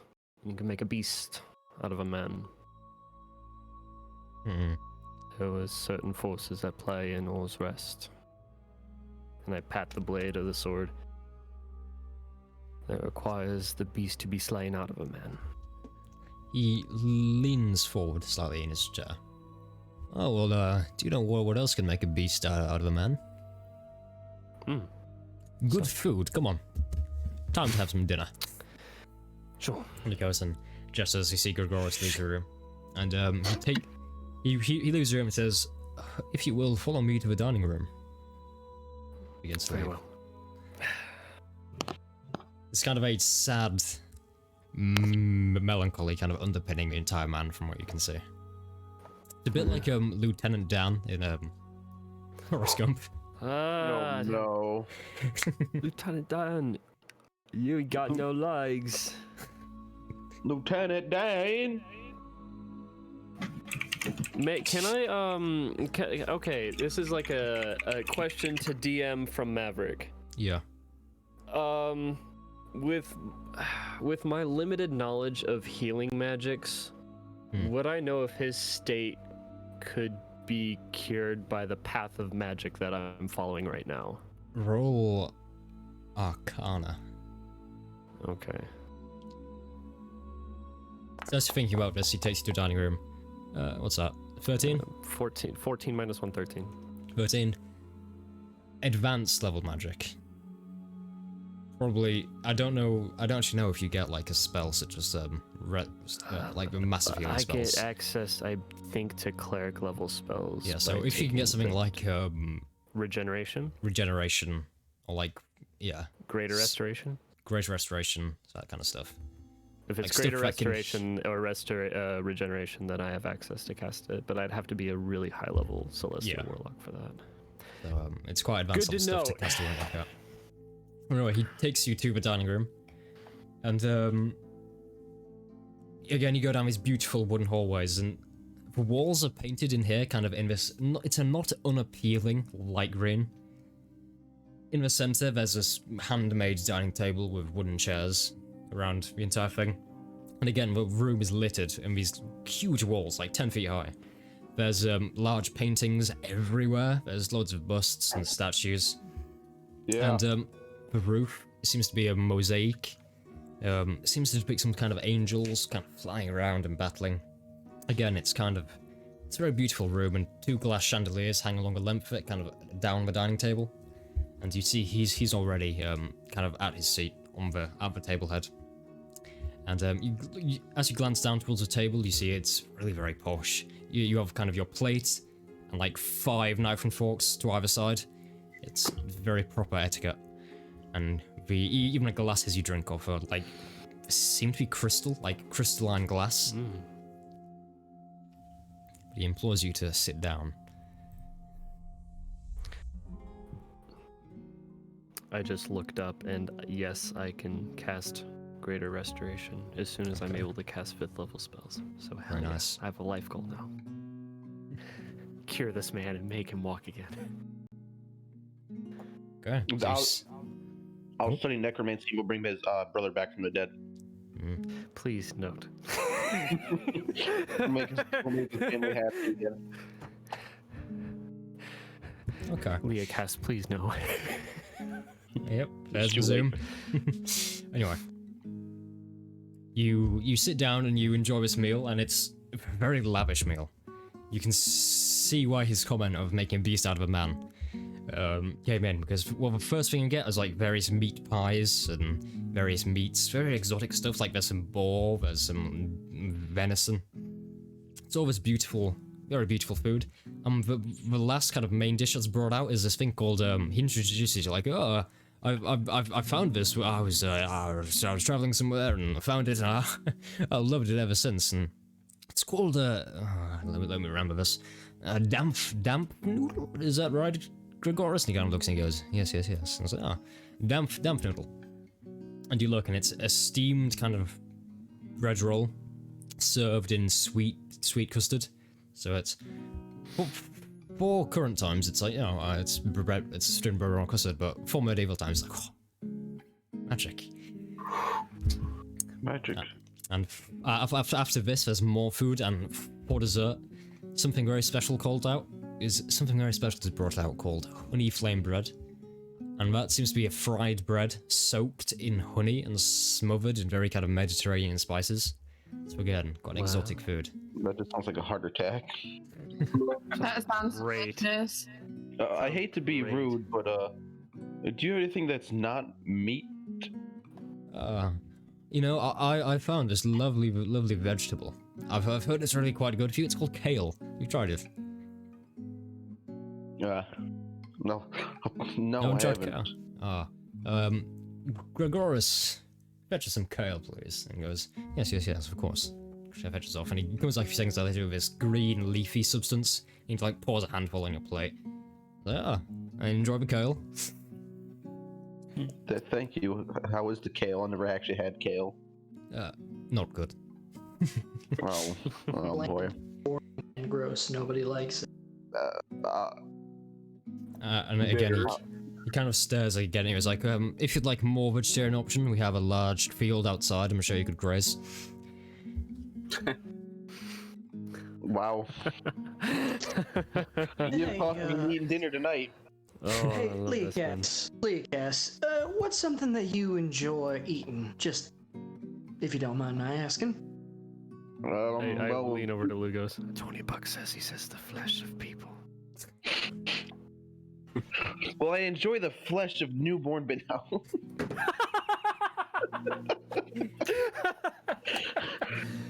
Yeah. I enjoy my mainly just God. eating various fruits and vegetables, but not this kale. Right. Well, how's about you try that? That kale again. I don't want to. He's Do it. now Eat the kale. flavored with the flesh of newborn babies. Prestidigitate it. Yeah, no, I'm gonna prestidigitate it to taste like a warm apple pie. I'll bite into it. Does it taste like a warm apple pie? It does, but It it's very does. weird because it has the texture of kale. Tastes like a warm apple pie. So you're having like this leafy. Something. Yeah. He's like, oh, thank God, something to eat. And at this time it's about 8:30 at night, so not late, but Does it look like there's any table manners that are expected of us? he's doing Oh, a very sure we're not. proper. He's doing a very proper like very super spoons and stuff like that, but it doesn't seem like he's expecting it of you. Can I just get like a plate and just start like piling stuff on like buffet style, like? No, yeah, no, I'm using like, a stuff fork on and a top of knife stuff. and nothing else. Fuck spoon. He kind of Get turns your to like, best. I'll be like scraping stuff like out of like dishes onto my plate. well, yes. He's making sure he gets everything off that. Even the Right, gruel yes. from the meat. Well, that's a sight, and an interesting sight. I think it's time for me to turn in and go and catch a nap. It's getting relatively late for me. I've been up a long time, and he opens up a pocket watch, and he's like, right, yep, that unit is over. Looks like it's time for me to head off. Getting a Right, nice. So you're just gonna leave us here in your manor? Oh, Free reign? I need to catch, and he kind of does some calculations and said, 20 units of sleep to be in my optimal form. Alright. Good night, everyone. I'm sure Gregoris can show you to your rooms. Oh, by the way, you see, he leaves the table. Gregoris kind of looks and he goes, yes, I can indeed. And he kind of just goes and stands kind of ominously towards the end of the table and just kind of smiles at you all. Gregoris, come join us. See, I'm, not one for, fooding. That's a word. You don't Yeah. eat? I do eat, I just, not here. What do you eat? Are you hungry right now? No, I've had plenty of food. I want to insight check him. He's starved in the basement. Let me see. Holy fuck. Oh, poor. I knew there's a sadistic side. It's a 13. Hard to read. Everything's a hard to read, bro. God. Something about this just seems super What- fishy. What do you eat, Gregoris? Oh, I like, lettuce, cabbage. Oh, I've always liked steak as well. Oh, Yeah. cool. Yeah, Come try steak. this kale with me then. Oh no, I'm not a fan of kale. Oh, Apparently well, at least many take a people seat. As Lugos, he's just gonna start like, not even sitting down at a table, not like no proper etiquette. He's like holding his bowl and he's like scooping food out of it. Jeez. Lugos, you sit down and you eat that proper. I swear. I He just swear. looks over at you with like his mouth full of like, what are you talking about? Swallow the food before you talk. The Roundtable Episode 9, Domestic Problems. I'm gonna throw a dinner roll at Kashaw. Roll to hit. Boys! Wait, Roll what? to hit. Best manners here. We're going to a fucking ball. Wait, are you Yeah, actually see, Mr. throwing a plate or a roll or whatever? No, I didn't roll like jokingly. Like a No, bread come on. roll. Yeah. Just roll to hit. Yes! Wait, is Kashaw within 5 feet of me? No. Wait, what? Can I impose my shield and make it a disadvantage? Oh my Please. You didn't bring your Yeah. shield. You didn't bring your Of shield. course I did. Of course. Hold on one He I, said he wasn't gonna bring it to the ball. So he probably has not to the ball, but I have my shield with me. I impose Probably my not at a shield. dining room table. You're not quick enough for a draw to be able to bring your shield up. That'll be some You're trying impressive to give me skill. disadvantage? How dare you? Can I like LeBron like fucking Yeast Okay, me. Lucas, Come on. roll to hit, just do your dexterity. You're not proficient in bread rolls. Throw that bread. Come You're not proficient with bread rolls. Wait, yes he is. He's keeping stale Oh toast. yeah, I got remember? that. Oh, I should throw my stale bread at him. He Oh my still has God. stale bread from like weeks ago. Okay, Oh my what's God. that? 20, Oh my 20, Do a God. 1d4 improvised weapon. It's like a 20 rock. 21 to hit. Leokas, you for some reason, you summon this kind of bread throwing ability from the fiery depths of hell. You just splat right across Kishor's face. His cheek kind of, and this dough kind of sticks to his face because it's very fresh bread. It sticks to his wanna face and falls burst onto the out floor. laughing. Immediately, as you do this, Gregoris just kind of runs across, picks it up on the floor, puts it on the table and says, Mr. Lucas, I'm not usually one for getting angry, but you will have to behave yourself. Table manners, man. Come on. It just. I mean, I am eating the food properly, aren't I? I'm putting it in my fucking mouth and I'm chewing and then I swallow. That's pretty You're proper, shoveling yeah. it like a you're shoveling it like a trough, man. Take your time, eat the food and enjoy it. You don't get to eat food this fine all the time, do you? No, that's exactly why I'm scarfing as much down as I can. No. Mr. Lugos, if I may, yes. Would you like a high chair? Oh, fuck off. Maverick I feel right like now. I feel like we literally just had the conversation from Ratatouille. What the fuck? Maverick is just like this, Well, and then back to eating.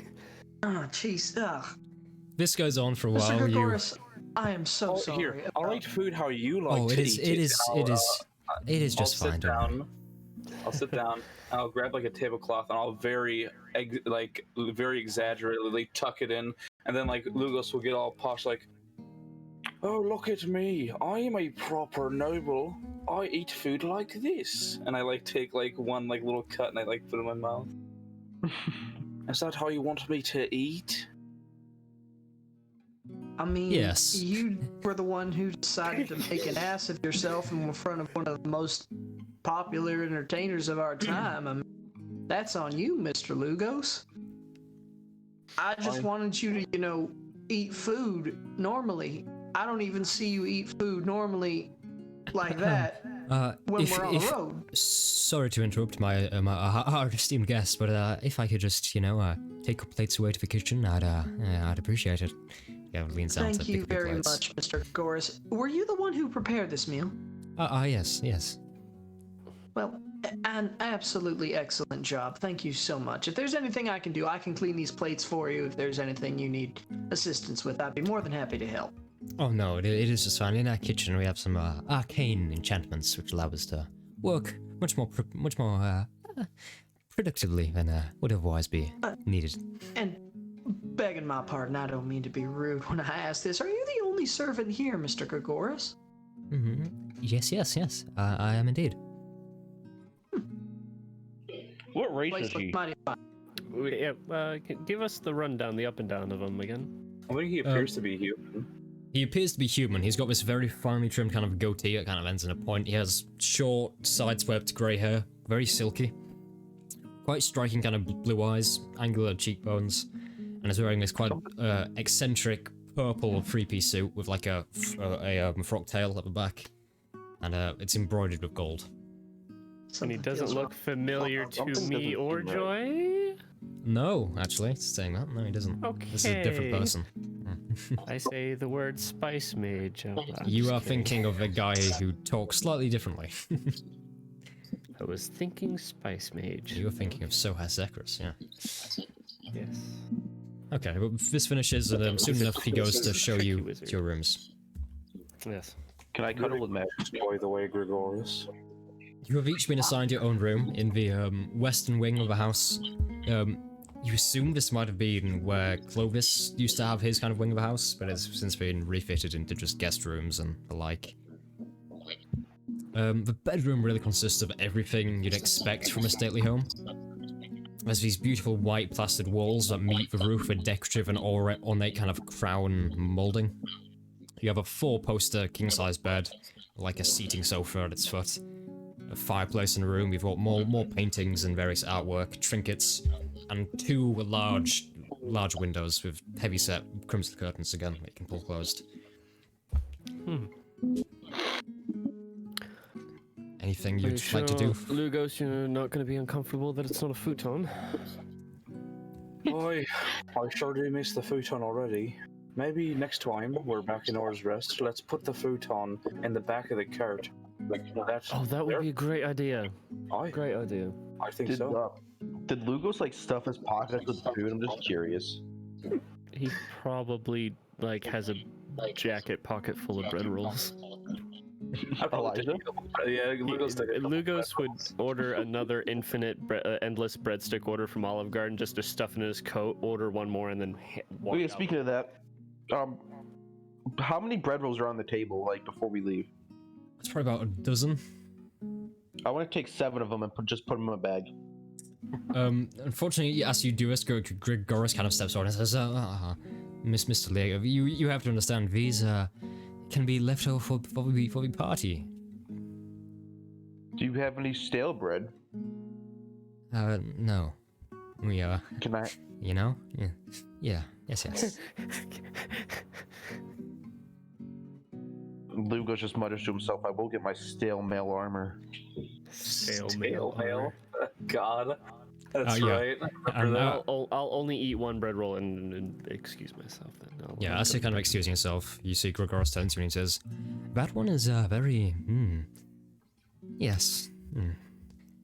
He reminds me of me, just more stupid. Wow. Fuck off. What is it as he walks off?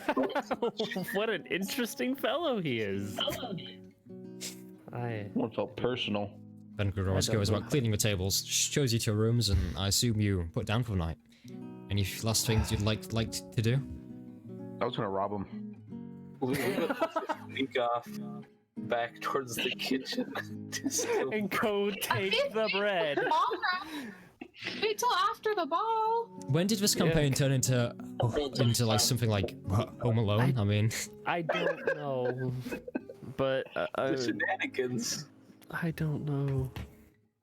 you retire. I will say you all retire Yeah. your room for the night. As you're getting set for bed, the beds are extremely comfy, very quaint. Close your Are they curtains. futon comfy? They're not futon comfy. They're like Then they're goose not feather comfy at mattress all. comfy. And a storm begins to pick up outside. You hear raindrops against a window and trees and the like. And everyone's eyes slowly begin to close. As sleep is a nice greeting after the last few days. Finally, a warm place. A few of you put your fireplace on if you'd like, and the rooms are nice and warm, and it's nice and cozy. And with that, as the storm picks up for the night, I would like to ask everyone but Leocaster just temporarily mute and deafen himself. All right, if you die in your sleep, Leocass, make sure you leave in the will that I get all your stuff. Okay, bye. If I die, somebody bury me at least. No. Don't leave me with action. Okay. So, All right, I'll rest of you- mute and deafen myself. yeah, and read just the- just throw something over your webcam, and then I'll put a ping in chat when it's time. Okay. Okay, Leocaster, they're all gone. It's time. I'm scared. Yeah, you should be. Oh, thanks. I feel like I'm being targeted. Okay. The storm evermore begins to pick up. as you have a sweet relief of sleep come over you. But it isn't long before on the dead of night you are awoken by a burning sensation in your shoulder. You look awake with a cold sweat all over your body. Your tattoo is burning a deep green and searing its way into your flesh. Storm has picked up even more. There's every so often a flash of lightning illuminating your room as your fire has retreated to but embers. Oh, is there like a way I can stop the pain at all? Like, am I like, does it hurt enough where I'm yelling? It's kind of a horrible kind of searing pain. It kind of is really intense for seconds. When it stops and you look down, it seems to have burnt itself deeper into your flesh. It's revitalized the black mark on your shoulder, but it seems to have stopped with a glowing, and you look down, and as you do, there's a boom at the window, and you see as a tree just hits the window and a thin, spidery crack just across the window pane as the storm picks up even more. I'm gonna go look out the window, see if there's anybody out there. Roll perception. Yep.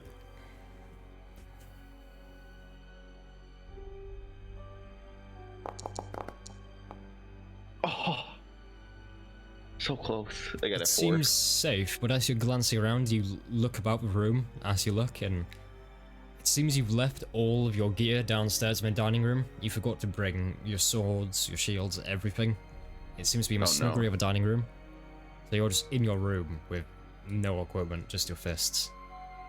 I'm gonna leave my room. Yeah, a storm picks up. Are you just leaving your room? Okay.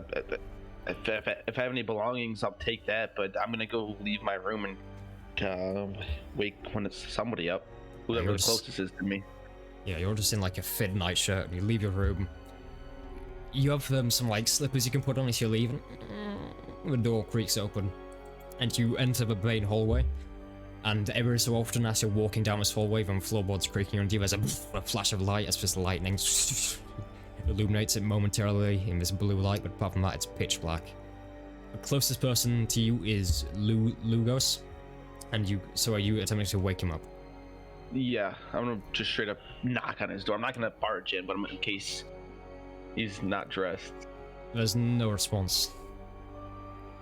Alright, then I'm gonna open the door. You open the door and he's not there. His bed's completely made, none of his equipment is there. He's gone. God, this is scary. I'm gonna... As there's another flash of light, in the mirror behind you on the hallway, you see a shadowy figure behind you, and you turn around and it's gone. I'm gonna scream, "Who's there?" Your voice just echoes down the hallways and dissipates to a thin, deathly silence. You hear creaking downstairs. I've seen a lot of horror movies. I know I shouldn't investigate, but I'm gonna do it.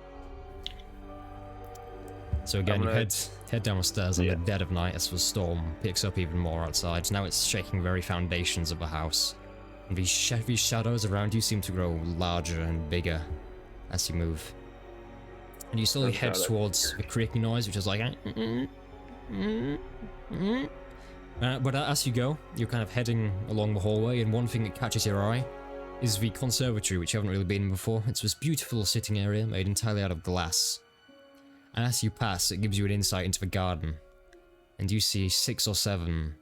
And as you're walking past, there's another bolt of lightning, granting you some brief illumination. And you see 6 or 7 shadowy figures pressed up against the glass, staring at you as you pass by the conservatory. Jesus, wow, that's actually really scary. Are they just standing there? From what you can see, then boom, it's pitch black again as the lightning goes, and then it's all just the same shadow again. I guess I'm gonna keep running towards whatever that. I'm gonna like pick up my speed and run towards that noise. Okay. As you turn to run towards the noise, you kind of turn your head back to run towards it, and boom, there's another flash of lightning, and just in the corner of your peripheral vision, you look, and you come to the realization that these figures are not shadows outside, but instead their shadowy forms are inside the conservatory, slowly creeping towards you.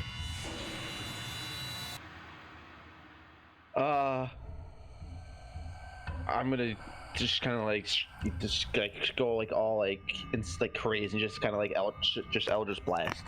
Okay. Roll to hit. Yep.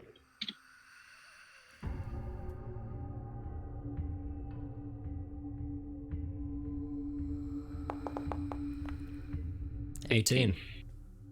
Okay, so you charge up this Eldritch energy, and as you fire, the tattoo on your arm it burns, and it seems to sap all of your magical energy as you do so, and you kind of fall to one knee, and you look up as the shadows are just stood kind of in this conservatory, the edge of it just staring at you. Your magic seems useless here. Leokas ain't no coward. He's gonna, I guess, try to tackle him to the ground. Okay.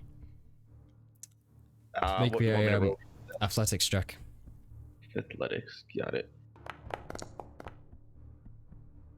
So- Natural 20. Okay, so you rush forward into his conservatory to tackle one of these shadowy figures to the ground. And as you do so, there's another flash of lightning. And as you're charging across the conservatory, you become aware that the main shadow in the center of the conservatory is not just the shadow from the doors. It is in fact another one of these figures. It's just boom, suddenly directly in front of you, and just its arms reach out, grabs you by the throat, a thin, icy grip on your neck as the others just come towards you. Their arms each extend out into these long blades and pierce you all through the abdomen. 7 blades directly through. Walden, who grabbed you by the throat, leans forward and says, "Do not run. We are coming." And then just like that, you wake up in the middle of the night with a horrible cold sweat on your brow, and you look around and your tattoo is burning and it just subsides as you wake up. You look across, your window hasn't cracked, but the storm is still raging outside. Okay. Oh wow. Yeah, I guess I'll go see if Lugos is in this room this time. Okay, I will get the others back in. God, I'm scared.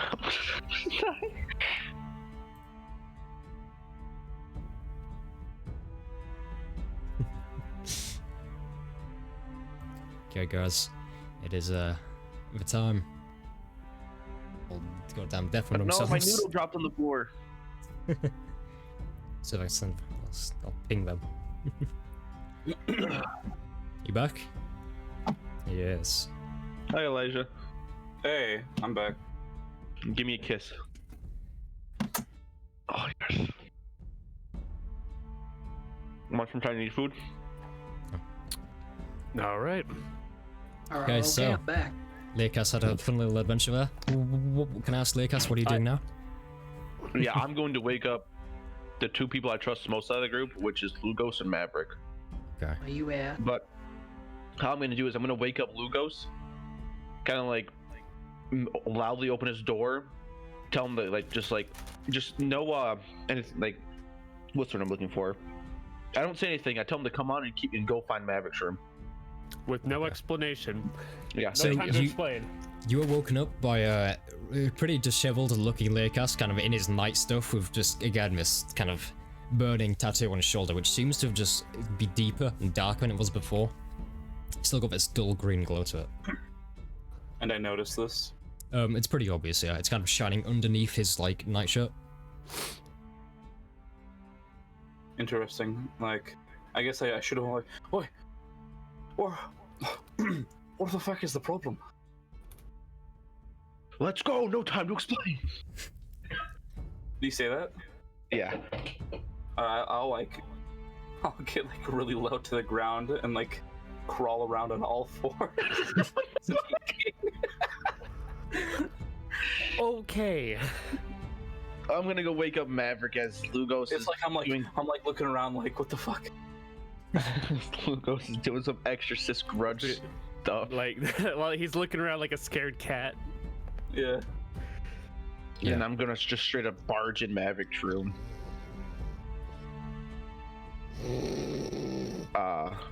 Oi! I'm on the 9 house. I do it to the house. Is Lugos right behind me? Yeah, Lugos is right behind you. God. I kind of like, not like forcefully, but like kind of show you to just get into the room. And I come in the room and shut the door behind us. Oh, guys, Yeah. what the hell? Leocas, what's up with your arm? Something's after me. Who's after you? Is someone in the house? I'm looking around for my sword by the nightstand. I'm fucking reaching it. Shit. Is it Gregoris? I know he was fucking weird. Is Maverick still? Is there like water like next to his bed or anything? Probably. Yeah. I'm gonna just throw the water on your face. Fuck, I'm already awake. Reaching and like stretching it for my sword. I climb out of bed. I'm like not wearing my armor or shield. I just throw my sword like on a leather strap over my shoulder. Who's in the house? Nobody's in the house. Who's after you then? I swear it wasn't a dream. I swear I was there. You guys were all gone. My window was cracked. You're waking us up because you had a nightmare? My arm it won't stop hurting. These people, these 7 of them, or no, wait, was it 8? I can't remember. There's. Stop. Slow down. Let me see your arm. They stabbed me, Maverick. Well, let me look for fucking wounds for Christ's sake. Give me your arm. I kind of like give him my arm as the pain. I'm pretty sure there's still pain as I'm kind of like wincing as I roll my sleeve up. I grab him by the wrist here and by the underarm here, and like I inspect. Where are you checking? Just his arm? Or His arm, up his shoulder, like whatever he wants to show, I guess. there's nothing on his arm. It's just a burning scald. Where were you stabbed? Take your shirt off or something. Maverick, it's like kind of like glowing green now. The mark. Yeah, it's like got a thin, dull glow to it. Fine, I'll put a couple d6s of healing light into it. I don't need any healing. I'm just gonna see what it'll do. These people were downstairs. They were in the house. They were in my room.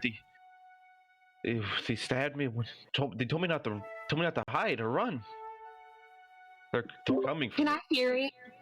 Can I hear any of this, or am I still sleeping? You'd still guess we're probably in the be boys' fast locker asleep. room. Yeah.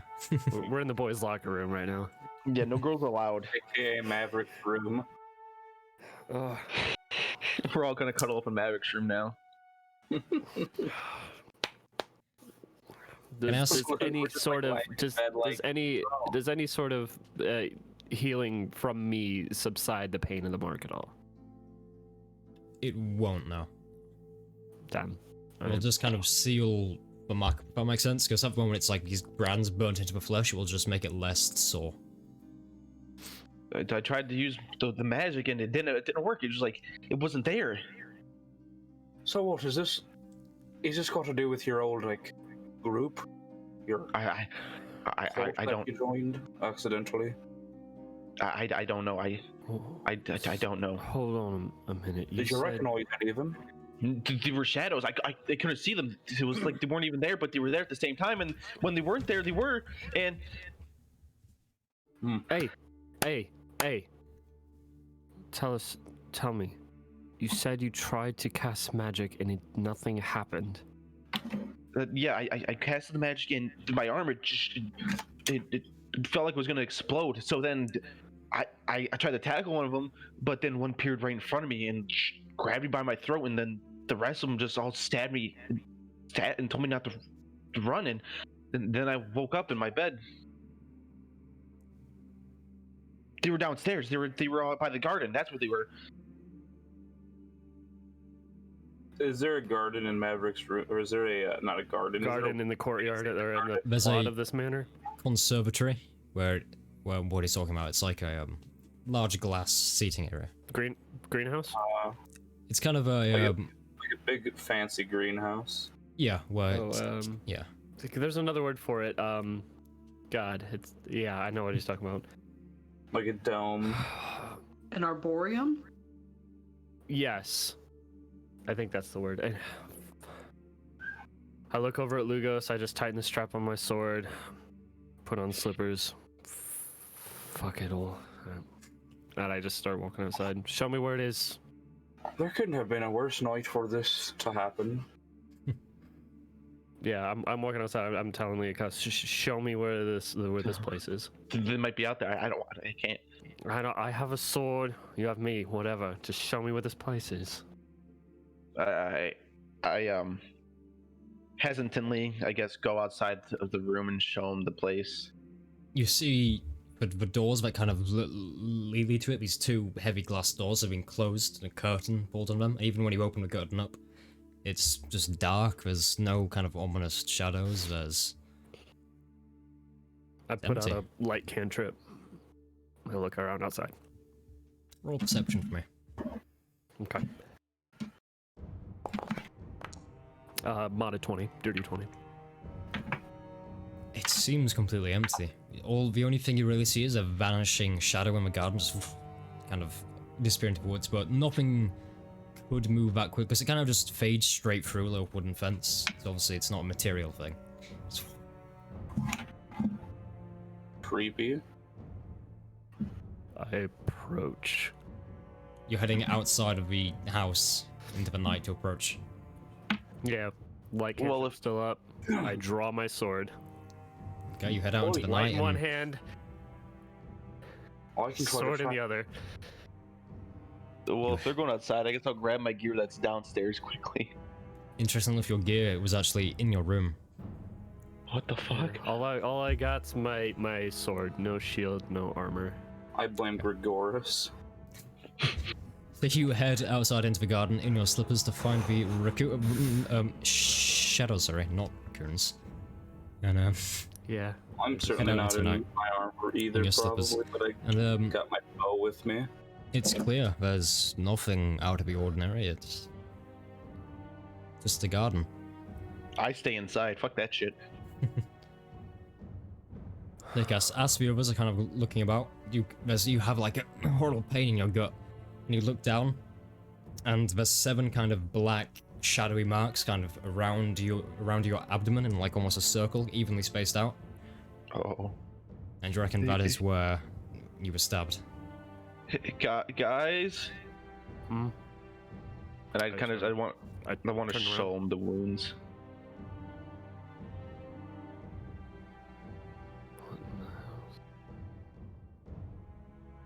Or maybe that dream of yours was a little bit more real than you thought, huh?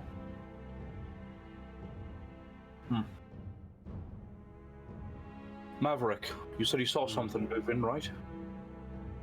Mayhaps. I want to look back over there. I'll activate Devil's Sight to give me superior 120 feet dark vision through magical and non-magical darkness. Okay, yeah, still there's nothing there. It's empty. Can I make a survival check at all?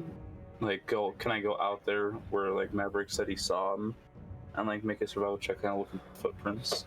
Yeah, sure, go ahead. Fence gate, other side of the garden. You see Maverick's eyes like glow over, and then I'm like wincing in pain, like the eyes are straining. I still don't see anything.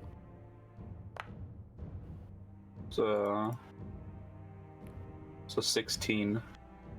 Nope, nothing. Again. Do I smell anything? No, again. What if there even was something there? It didn't leave a single trace. You call me crazy? Nothing is. If there was, it's definitely not something physical. And I look over at the Cus's looks like shadowed wounds, and does it look like, you know, couple inches in length of, you know, lacerations or? It's knife not wounds? even like a wound that has any depth to it. It's more just like a tattoo thing on the surface, just like a black shadowy mark. It's not even like an open wound or anything like that. It's just a symbol. But could something not physical to even do something like that? Well, things from the non-physical can definitely turn into physical. I've seen it firsthand myself. Well, I definitely felt it. It felt like a I got stabbed. Well, I did get stabbed, but I felt it. I know. Would the other two know anything at all? I'm not sure. But I think I know who I can consult. That's not with us right now. As of right now, grab your bedroll from your bag. You can sleep in my room for the rest of your rest. I don't know. I don't think I'll be sleeping. They said they're coming. Whatever that means. How long is the question? If you want, we can take turns looking out. How long would I have been asleep for?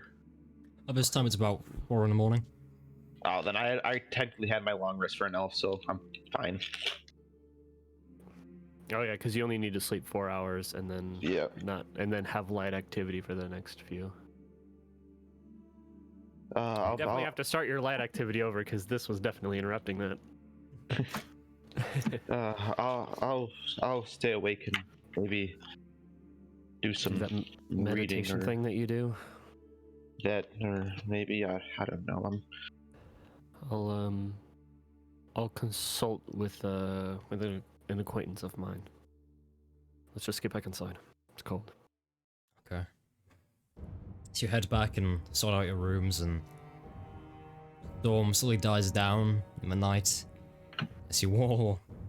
As the quite shaken Lakecast continues. Gear, by the way, Yeah. like I ain't playing anymore. You're not taking any chances.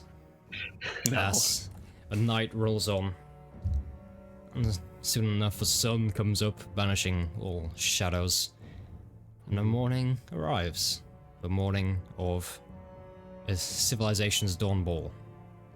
And with that, you're gonna have to take a break. Woohoo! Don't like your laugh. That scares me, Lance. Well, it is. Yeah, I'll admit it is quite evil. But yep, we'll see you back at what time works for everyone. Should we call it 20 past? Is that okay for everyone, or would you prefer longer? Well, that should be fine for me at least. That's fine, yeah. I'm not Okay, going well- anywhere. I'm better off for a short break since I have to leave. Yes. Be back here at 20 past, and we'll see you all. We'll jump straight into the ball when we get back. All right. Okay. We'll catch you then. See you soon.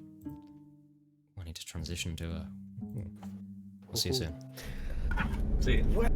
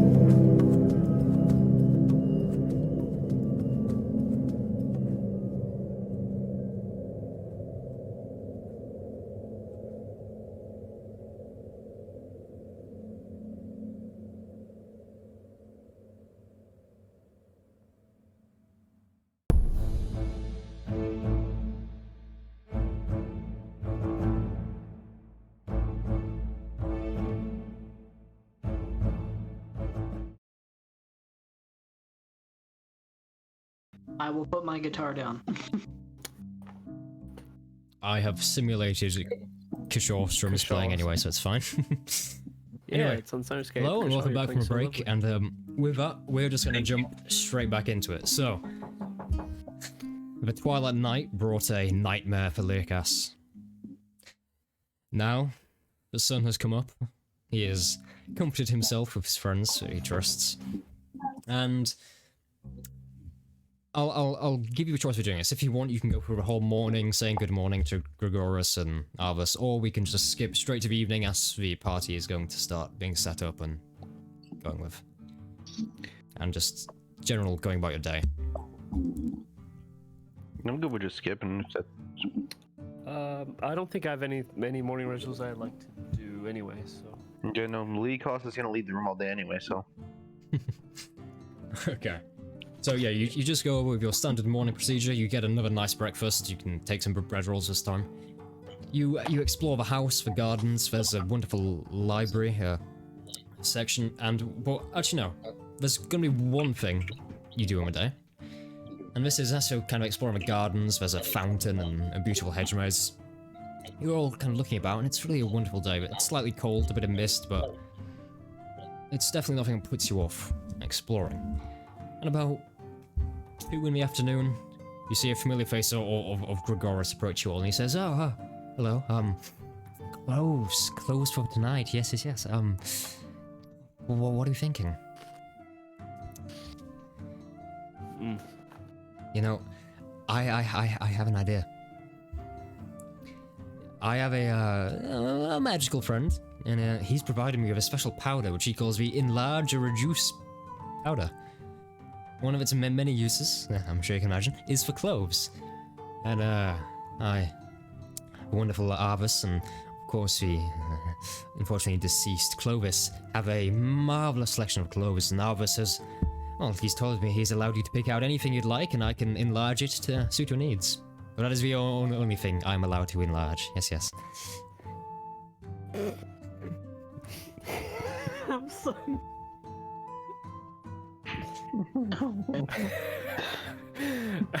Well, yeeted from the call. Who left? Oh. She's just fixing her camera. Oh, yeah, okay. Yes, that would be lovely. Changing to something more appropriate would be nice. Yeah, so, and Joy, of course, I don't know if you'd like to wear a suit, which I'm sure would look marvelous either way, but you know, Joy in a suit? You might have a dress. Yo. Do you happen to have a dress for me, or? Oh, you know, I think once Arvis, he did a little skit in one of his performances where he came out wearing a dress and acted as his ex from like 20 years ago. So I'm sure we can dig that out for you. I whisper over Joy 20 years, huh? Yeah. Do you remember what color it is? Yellow with blue dots. Oh God. Control, can you change the color of clothing? I don't know if I can change a whole colored outfit. Could you technically use prestidigitation to soil clothing with dye? Mrs. Joy, I have a really quite a wonderful idea. You see, I'm sure you have noted my skill in the kitchen, if you may, you know. And I'm also quite a skilled tailor, so if you'd like, you can tell me some of your favorite colors and materials, and I can see what I can whip up. Yes. Sure. Yeah, that sounds great. Okay, so Gold. Gold's dark red. Yes. Black. Gold. Red. Marvelous. And nothing too skin tight, please. Okay. Do we mean like a full frock, marvelous peacock tail, or? No, I'd prefer not a peacock tail. Of course. Pockets. Where do we stand on pockets? The more the merrier. Oh, okay. Wonderful. The rest of you, well, obviously, all of you, come with me to the wardrobe, and I will enlarge and reduce to your needs. And he brings you all up to this massive walk-in wardrobe. It's like 20 feet long, multiple shelves. In fact, there's a ladder, like in a library, so you can get to like the high shelves. And I won't say like, ooh, they may have this, may have this. Just tell me what you would want your character to be wearing, and there's so many clothes you'll be able to have it. So, what is your formal dress for the evening?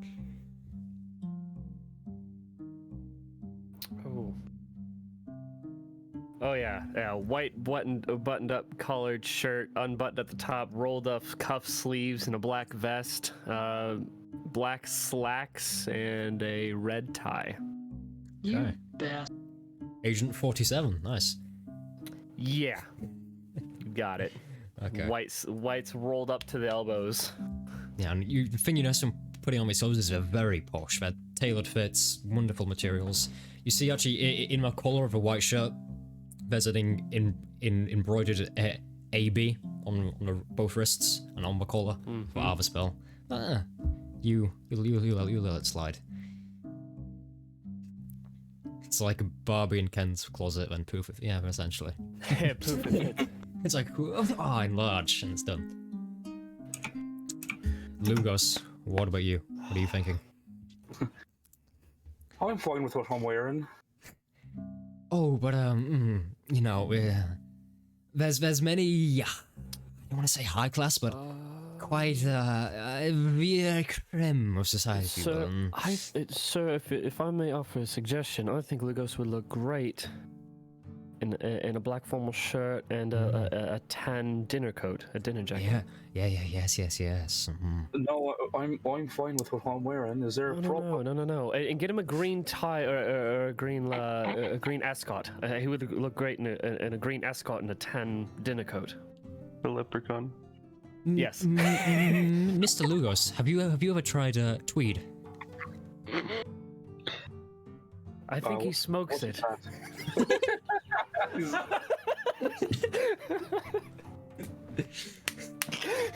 I pulled a baggie full of green. I'm like, how did you know? Have you heard any tweed? Of course I do.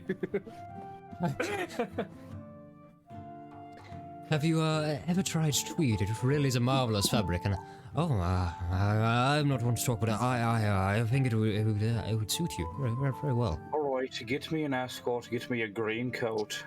Ah, yes. That goes over it. I'm not. Don't none of you fucking say I'm looking like a leprechaun. I swear to God. Get me Yes, a again. flat cap. Caboose isn't here. It fits pretty marvelously. It may be the kind of leprechaun fit, but it's marvelously tailored. Has a nice V taper to it. You look actually pretty Victorian and Would you be so regal. kind as to get me a flat cap as well?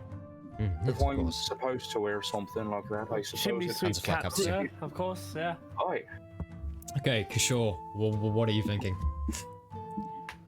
And get me buckled Well. shoes. He's I don't know. fully embracing it now. I want buckled shoes. I want a flat cap. Kishore, what are you thinking? Everybody's going with darker colors. Y'all have anything kind of like my getup here, but a little bit more? Coat with a red fine vest, black on the back. It's gonna be a whole Western getup. Have you remember Quincy P. Morris from Bram Stoker's Dracula? You know, Are you asking- the Texan. Good. Yeah. Okay. That's out of character. Yeah, I don't say. I'm like, It's gonna. That's a. That is a marvelous choice. I'll see what I can do. And he kind of disappears in here, kind of, nope. And he kind of looks through all the clothes. And about a minute passes and he comes out and he's like, he enlarges it. So he's like, how will this work for you, sir? And he pretty much hands you exactly what you mentioned, just kind of finer detail. You see the coat has like quite marvelous kind of leather right. detailing on it. It's quite nice. Instead of the bow tie, do you have any silk cravats? We have a puff tie, if that would be to your liking. Works for me. He goes and he gets a... What colour puff tie do you desire? Red to match the suit. Yeah, just enlarges it slightly. There you go, for red puff tie. Oh yeah. Lakecast, last but not least, I imagine in this current situation it's going to be a full suit of armor. I'm just wearing this. You're wearing your current stuff. Yep. Mr. Lakecast, again, what I said to No. Mr. Lugos, these are really our creme of society, and of course you look marvelous. The black And they really think I look brings out marvelous, the this is what I'm wearing. the soul-eating look in your eyes, but I think you'd look dashing. I really mean absolutely dashing in this. And he kind of gestures to it's like a black blazer embroidered with kind of gold down the side, almost like a floral design up the side of a blazer. Kind of goes up the shoulder, entirety down the back. It's like it's quite an elegant fit. It looks like trash. This was what Mr. Bell wore to meet the Emperor. Oh, good for Mr. Bellwater. I'll be wearing this if I ever meet the Emperor. Oh, oh. Yes. Yeah. Leah casts an armor. He just kind of puts it away and... Yes, okay, well... What time is this You will ball? make a Is it- cutting figure. Is this ball in the dark? This is your first ball, isn't it, Mr. Lakas? I'm asking, is this ball at nighttime? Is there gonna be candles? There's gonna be light? Is it gonna be outside? It will be inside and outside. We're gonna have a bonfire to celebrate civilization's dawn. It'll be really quite marvelous. It'll be... Maybe excited. I'll actually excuse myself from the ball. Now hold on a second. We came all the way here. What's got you acting all skittish? Oi, mate, yeah. Sure, it's alright, right? Of course, we're going to be filled with there's going to be several. How many dozens of people are invited? By the way. Well, Mr. Maverick, on last check, it was 50. 50 marvelous people all coming. See, Leocas is going to be quite a crowd. Nothing's ever going to happen. You're not going to be, stuck by yourself. All right, I'll go. In that... You can maybe have your shield as an accent to a piece. Do you think we have something in silver trim? That way, if you feel safe with the shield, at least you'll have a shield. Silver trim, oh, yes. Let me see for just a second. And he kind of dissipates into the back, and he brings out, it's very gaudy indeed. It's not silver trim, it's just a silver kind of double-breasted kind of blazer, like it seals fully over. Silver, you see the shoulders have like the general kind of epaulette style thing, kind of tassels coming off. And there's a small kind of black... It matches your shield, pocket square. Leocas. You see, this is a personal favorite of mine, yeah. Hands it to you. And Leo Cost will take it. Okay. And Joy... He won't put it on, but he'll take it. And of course, Joy, he gets you a dress exactly to your specifications. He seems somewhat magical in his cooking and tailoring abilities. He's the perfect kind of butler for a house. Anyway. You spend the rest of the day getting dressed, and for the first time in a while, you're feeling very, very human. Not to say that being an elf is a bad thing, but you're feeling very much yourselves, very clean, done up. If you need a shave, he provides everything you need, and perfumes and aftershaves and stuff. You're very dressed up and ready to go. And soon enough, 7 PM hits, and you see the first carts begin to... Lucas is Multiple ready. horses. Oh my god. The picture in the round table chat where it says Lugos is ready. I'm gonna have to post this in the chat. Can you? Yeah. Oh, yeah. If you're watching, check out that. Yeah, if you're watching, this is what Lugos put The first in our carts chat. begin to arrive, and soon enough you hear voices downstairs. You see people are spreading out into the gardens and the hedgerows, and you see a full bonfire has been set up, ready for later on. Candles and lanterns line the walkways, making it very interesting.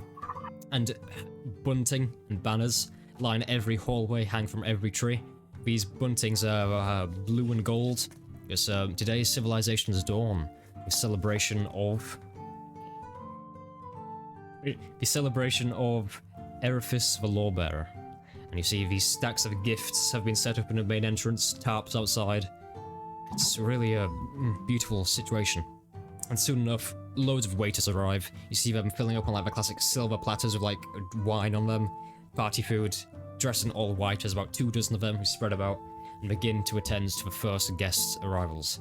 And soon enough, the party is in full swing and you are ready to go. Okay. Well, don't you all look absolutely dashing?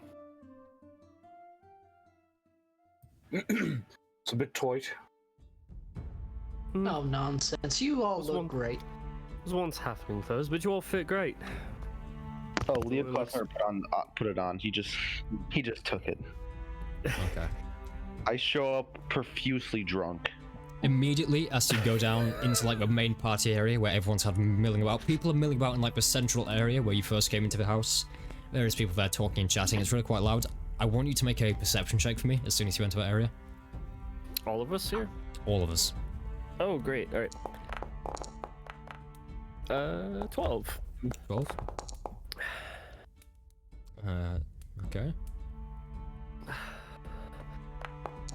Joy, I'm not surprised that you look good in black. And 23. you're not armed to the 20. teeth with daggers this time.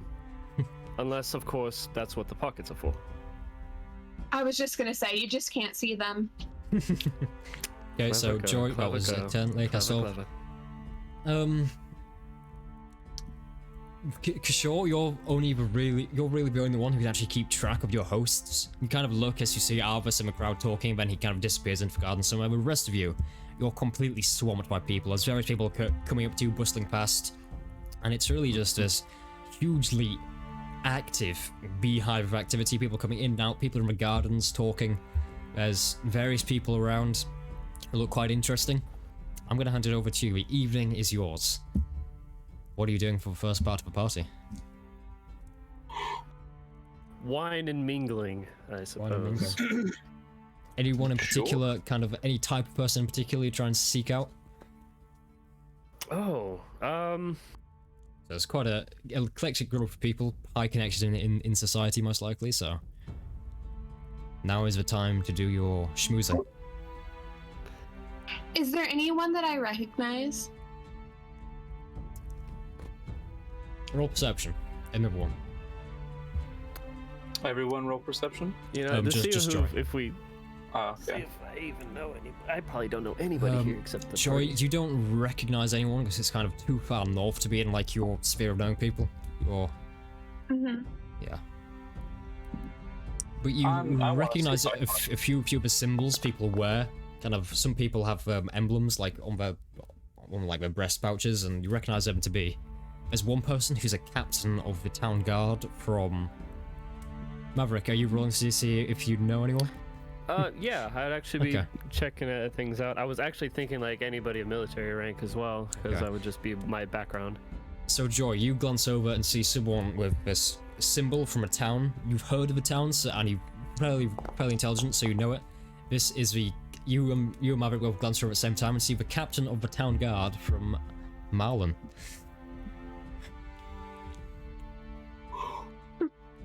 I'm gonna dip. I'm gonna grab a breath outside. If that's quite all right. So you're heading outside into the garden. Yeah, I heard there's a not bonfire there. going on. I'm gonna check that out. Joy and I both look. Joy catches me looking at them. I excuse myself. I'm going to make myself the center of attention to as many fancy ladies as possible. Oh, I was like, thank you. Distract them. Never mind. I mean, but also just the center of attention. I'm going to play my guitar. I'm going to play to the Roll a charisma Yeah, I'm check gonna- for me. Just a general general charisma. check. So A we'll say schmoozing these, check. you're like no offense, but you come from fairly low society. So Fuck 'em. Damn Ow! it, that's not great. 15. 15's not not bad, 15's though. bad. You're not like people aren't like crowding around you and massive applause. You're just Yeah. kind of you've got like 6 or 7 people around you. You're telling stories. You're playing your guitar. People are quite interested in you. You just Eventually- averagely fit in amongst the schmoozers. Maverick, as you're kind of heading out into the garden, you head out through some glass doors, and a large person kind of actually bangs into you. They're a large drow, by the looks of it, dressed in these large, ornate black and golden robes. And Oh, apologies.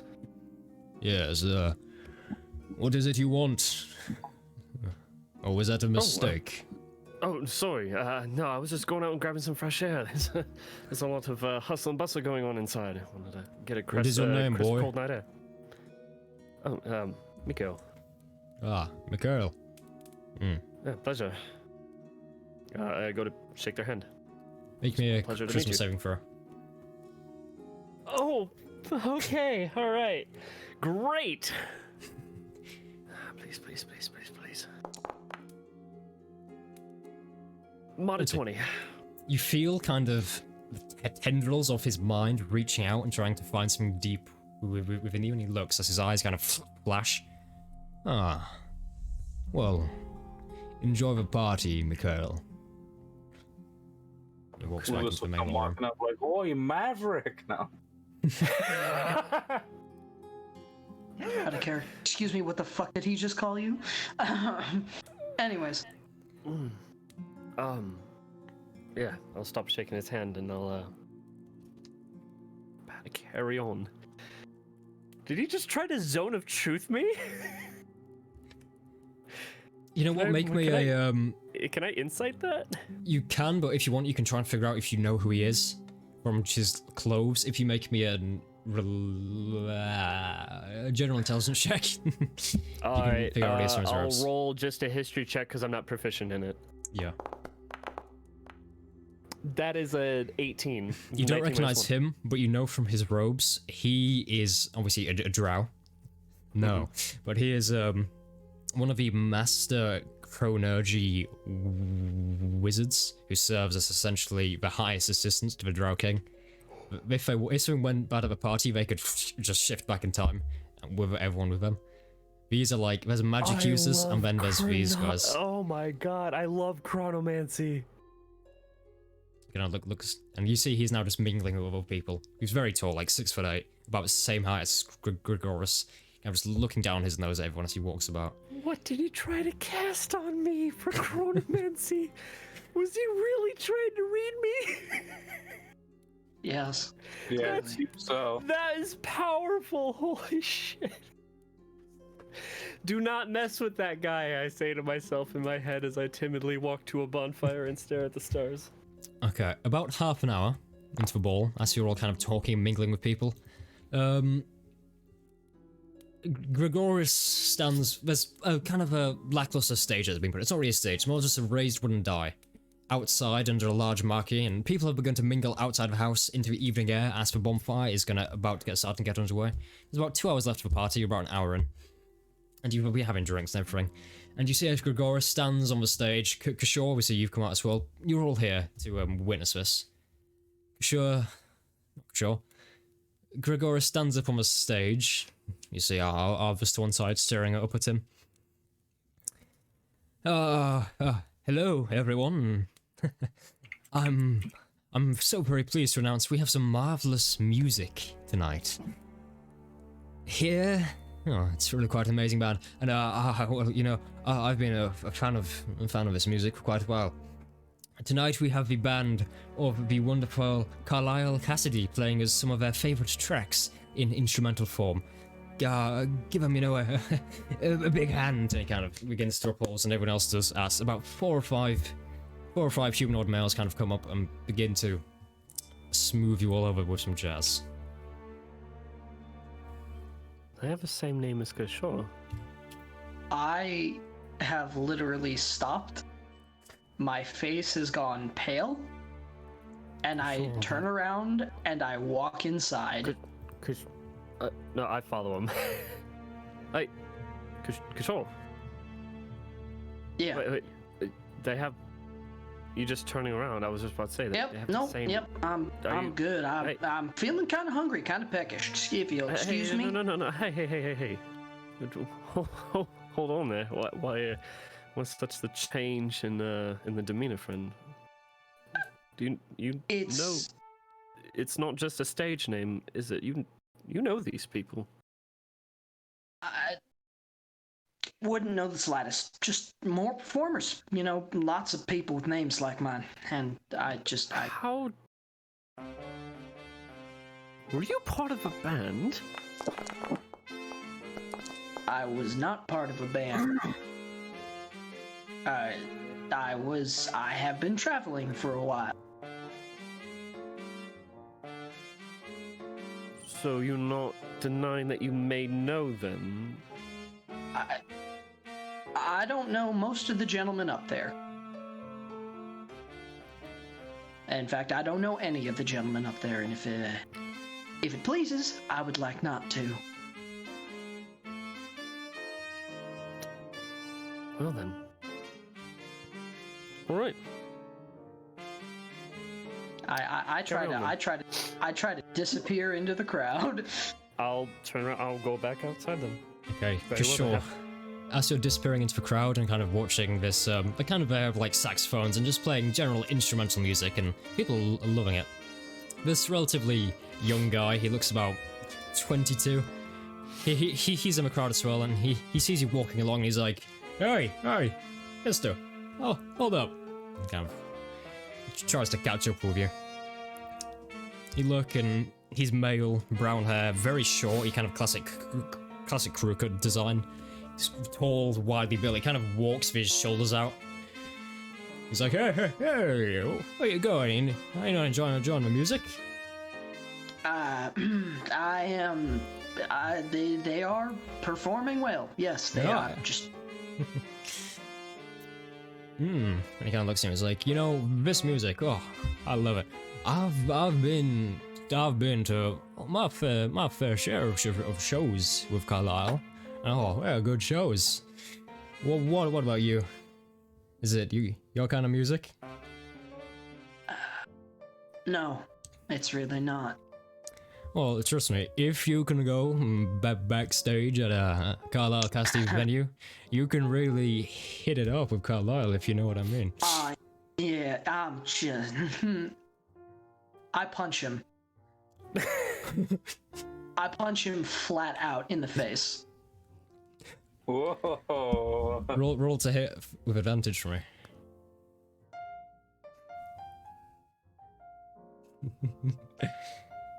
Would this be just like a dexterity check? Because I don't have any, Strength.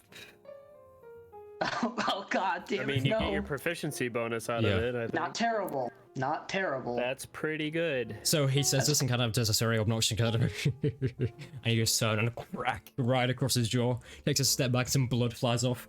Yes, the musicians just stop playing temporarily and then resume as soon as happen. People are beginning to kind of watch.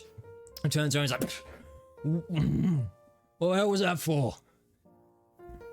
Wait, at this point, am I aware of the situation? You would have seen it kind of a corner of your eye just because you'll whack someone across the Maverick's jaw. like, holy fuck.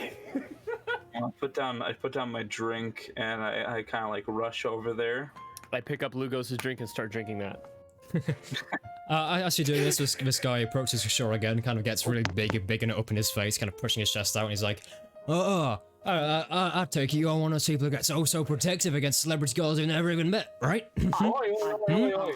Think you're so big and tough, Hey, and I get between them. I'm like, whoa, what's going on here? Oh, what the fuck? Is this guy your friend? Look what he did to my nose. Look. And I would have done so much worse if you kept spouting off like that. I swear on the gods. When my father hears about this...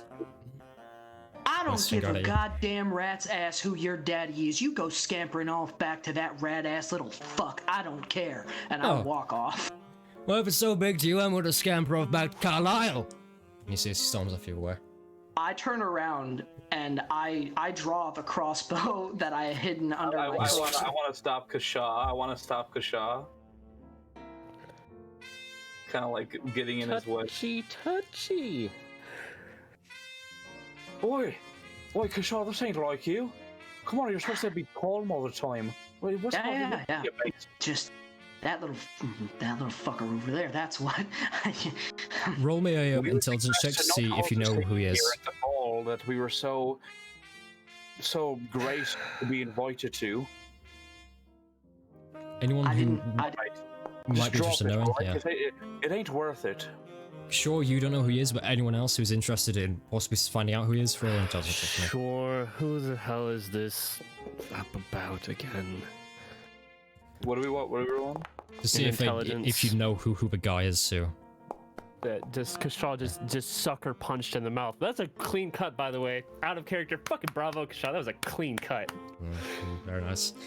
And it's always nice to see the DM pressure points work. Anyway. 13. Lucas, as you kind of get Kashal's crossbow down and look at this guy going away with it's like your classic kind of big kind of guy with like a big ego kind of walk, kind of pushing everyone out as he leaves. It's like Caboose, just worse. Kind of, at least Caboose had some redeeming Yeah. traits. Caboose is just, this guy is just terrible. This guy is called Ansel Zeus.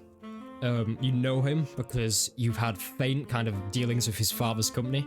His father is called Basin Zeus, and he runs probably the largest magical enchanting services in the entire kind of valley area you're in. So he has multiple stores in kind of Orthrest, Coldfort. He's the magic man, pretty much. He's a magic dealer. Cool. Yeah, he's a magic dealer. Great. Gee.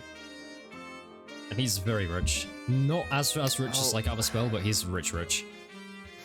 Can I talk to that wizard and turn back time so this event never happened? Speaking of which, yeah, Ourselves, mate. He runs his mouth again. I swear to God, if he runs his mouth again, I'm gonna kill him. Good lord. Leokas. If he's I here. was about to say that's Leah Cass's job. Yeah, I'm here. Not Kashal. Can I Yeah. ask where you are in all of this?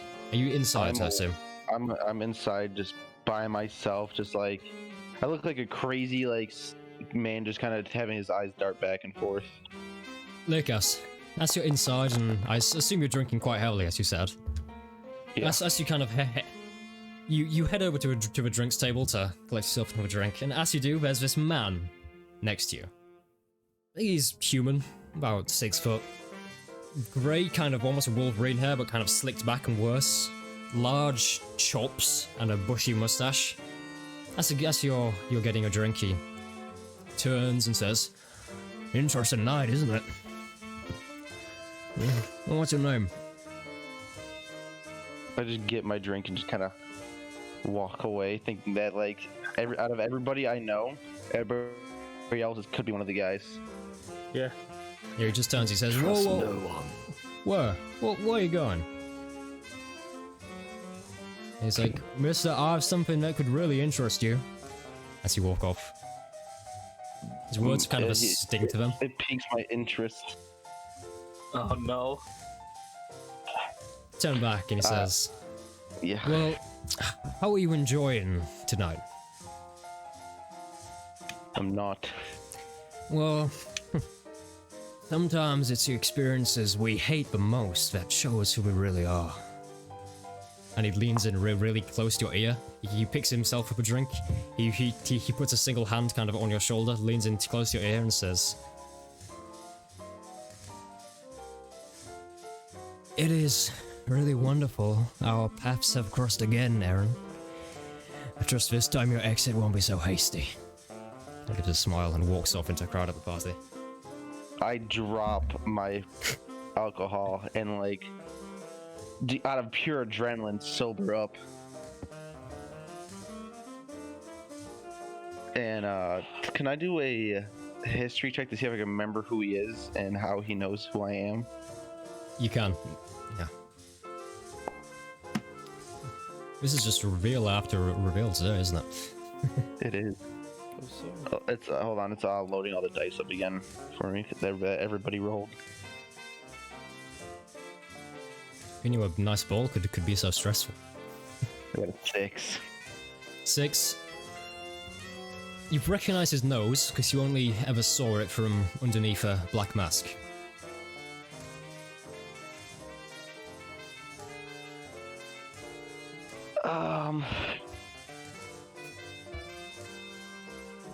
I'm gonna go get get the party.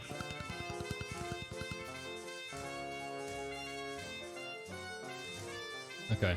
Well, And do you mean like something yeah? hap- Yeah. Yeah, like I'm gonna get like. Thank God I wore my armor. Is anyone not staring at me or clocking me down, by the way? No. As you've been walking, you've noticed a passing glance from the head of the town's guard of Marlon. But they kind of look at you and they kind of peer. And it looks slightly different from someone they once knew. Probably just passing coincidence, and they go back to whatever they're doing. With the amount of drink everyone's having, that's actually, I best. think what was my former relationship with the captain? I shadowed him. Yeah, I did. He's the one that brought me on. Well, I the think thing I is, would you have a good realise, relationship with him. looking at this, it's not the same captain you knew. This is a female, Oh, different captain. brown hair, very short, but wearing the same symbol as the former captain once wore. Got you. So they're wearing captains. You know, I would recognize the regalia in the ranking, but I don't Yeah. recognize the person wearing it. Yeah.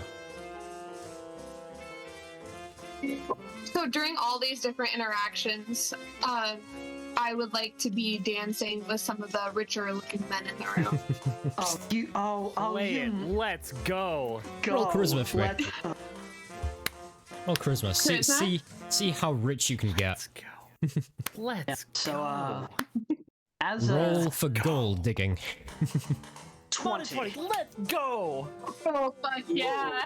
Yeah. So Let's you go. you find someone. Okay, yeah. Thank God I'm wearing different chainmail. Dressed. Thank God I'm wearing different chainmail. They seem to be dressed in the same kind of stuff as like the Master Drow wizard was, but it's slightly more kind of clean cut and formal than the other one was. Kind of leaning less into the magic, more into the party side. And he's kind of he's a drow. Sharp features, sharp pointed nose, but short cut hair. And you begin to dance with him, and he's a relatively good dancer, and you kind of waltz along the dance floor to the jazz, which obviously I think Lugos and Ryan can hear it right now. Or kind of no, Lugos can't. Sam can. Yeah, it's kind of this jazzy Australian. I can. But you begin to kind of waltz to this music. Yeah, and yeah, he's a good dancer. You don't really step on each other's feet and claws and all the good stuff. And as you're dancing, he looks down and says, "So, where are you from?"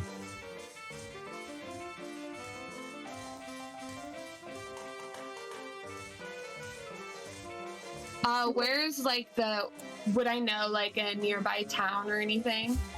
So you want to lie? Yeah. Oh yeah. Nice. You could say Colfort, you could say Carngren, you could say Orsrest, Marlon. Or's Rest isn't a technical lie. Yeah. I mean, we all came from Yeah. there. I'll go with Ozrest. I don't think I've heard of that. Oh really? It's not too far from here. I assume it's a little backwater town, no? Quaint. It's small, yes. Oh. I didn't realize such good dancers came out of small towns. How do you know Alvis?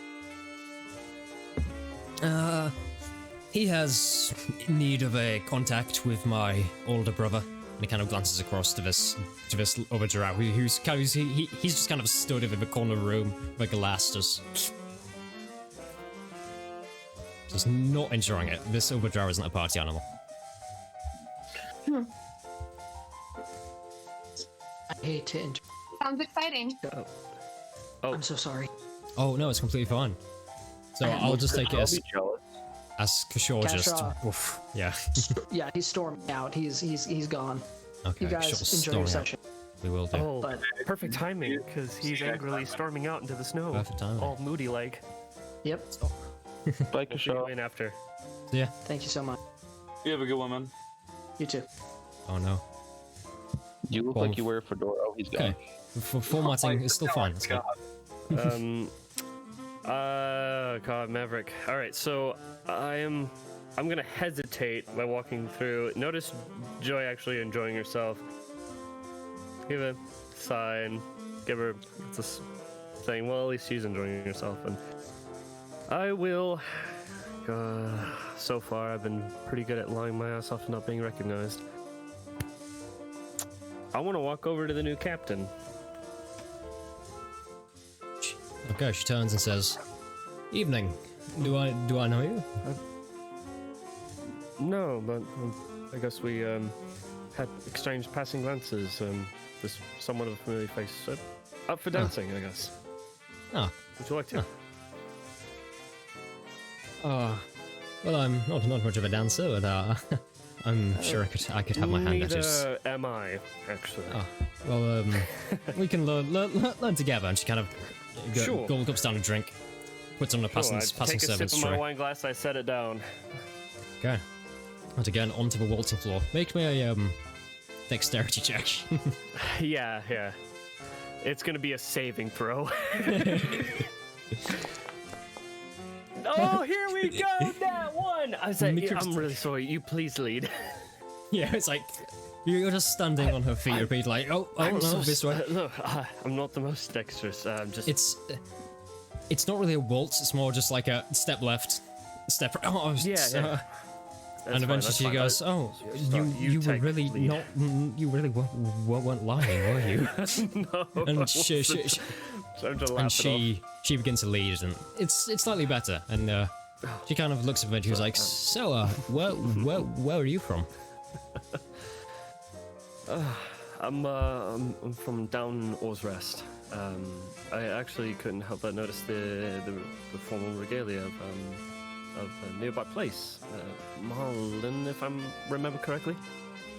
Oh. How did you come about recognizing formal regalia? I was under the impression only people who have really been to the town might have understood it. Distant relatives, an uncle lives there. Oh. I have a fairly good grasp on the town. May I ask who it is? Oh, Elias? Elias. I know Gilliam? an Elliot. Oh, that's right. In character, I totally out of character. I fucked that up. I want to say his real name. Okay. Oh. I forgot I changed it last minute. Elliot's nephew. Yeah. We're far away. He's so busy. He probably doesn't talk about his extended family. No, but he probably last year or so he's been in a search for his son. You wouldn't happen to know where your cousin is, would you? Oh, wait. He's missing? Hmm. Really? I haven't written to him in a while. How long? I don't know. There's been enough time to pass for him to go slightly insane over it. Insane, you say? Well, It's yeah. I hope things in Marlin are still up to snuff with duties and everything and things. I hope the town's at least okay, right? Well, interesting things have been happening. We suffered a raid 6 months ago. Unfortunately, the old captain of a watch was badly injured and had to retire early. We suffered a few losses. And anyone of note that I might remember from the ranks when I used to write? Just a few of the younger people who have since spent their years in the town guard. If you're just writing to your uncle, you won't have known them. Just some of the children who have grown up here. But you should really write your uncle more. I should, actually, now that this kind of events have come up. I will. And for that entire conversation, make me a deception check. Yeah. It had to be coming eventually. 19. The alcohol makes it easier to lie. Right. And you pass it by. I want to ask I don't believe I caught your name. Yes, how rude of me. I am, Gianna Lutz. Jana. And you? Actually, let me take you where there's more room, so I don't accidentally step on your toes again. I want to take her to a kind of a back of the room kind of area. Yeah. Let's lead where there's more room. I think I'm getting more fluid with this. Well, I can't argue with that, as you kind of stepping on her toes less. Oh, yes, my name. You're a good dancer, by the way. I'd like to introduce you to myself. Former second rank recruit of the Maverick Northern Gate City Watch. I am Maverick Delion. I'm not lost. I'm right here. The dancing stops.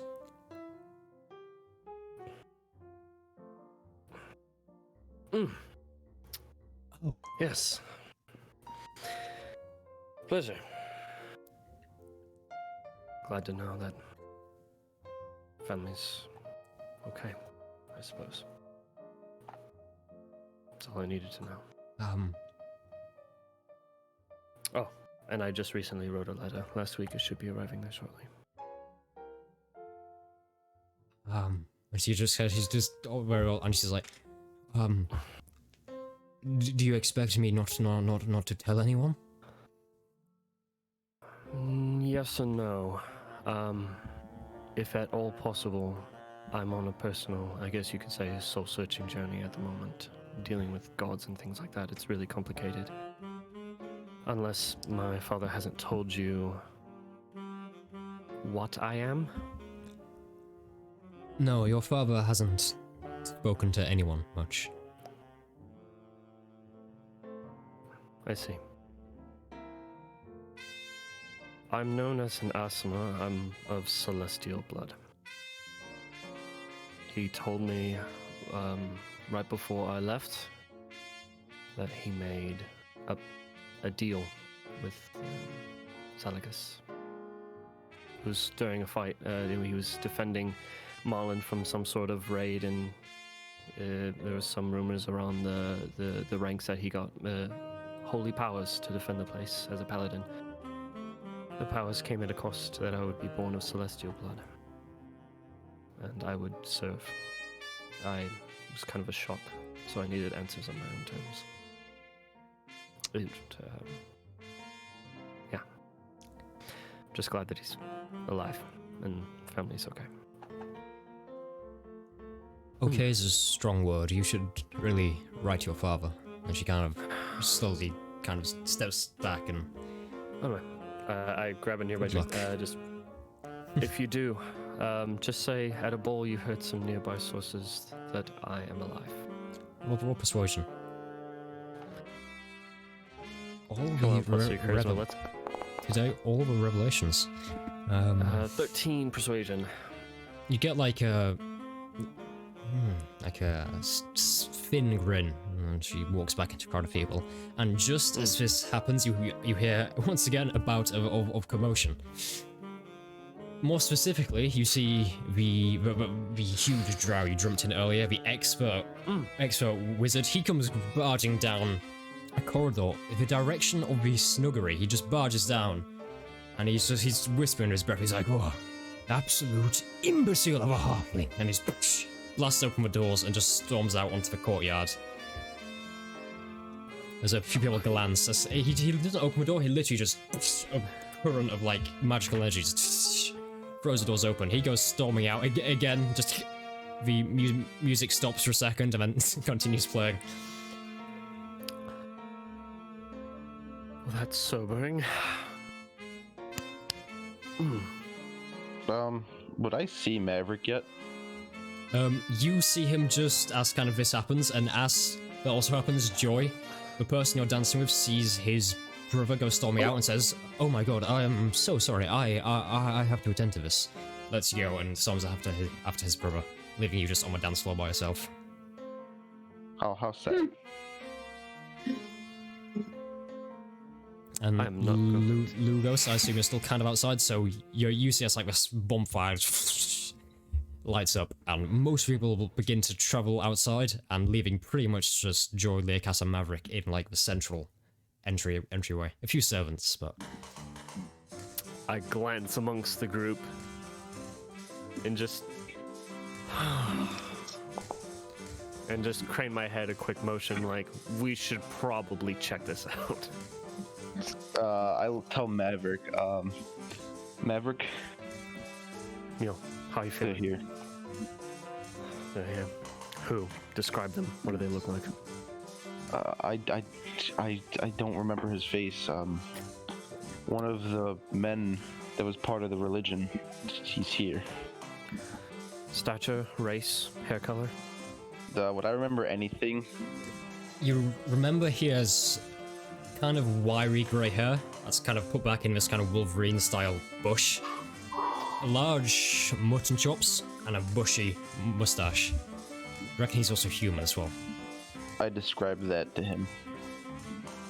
Alright. Basically Lugos, but old and human. Yeah, basically. Got you. Lugos, old, human, and grey hair, frazzled, bushy mustache, big chops, got it. Alright, let's go check this out. I'll keep my eyes out for that figure. Okay. Okay. So where are you going now, can I ask? I need to follow where this angry dude's going. Oh, you're following Same. the angry druids, yeah. Remember Yeah, being yeah. Maverick? You see Yeah, us, I understand. he appears to have gone into the courtyard. He's there just kind of shouting to his brother. He's shouting at an undercommon. When you speak it. Oh, I speak Undercommon. Okay. probably Leocast as well, maybe. You hear as kind of you approach. It's very kind of hard to hear because all the jazz and all the mumbling as well.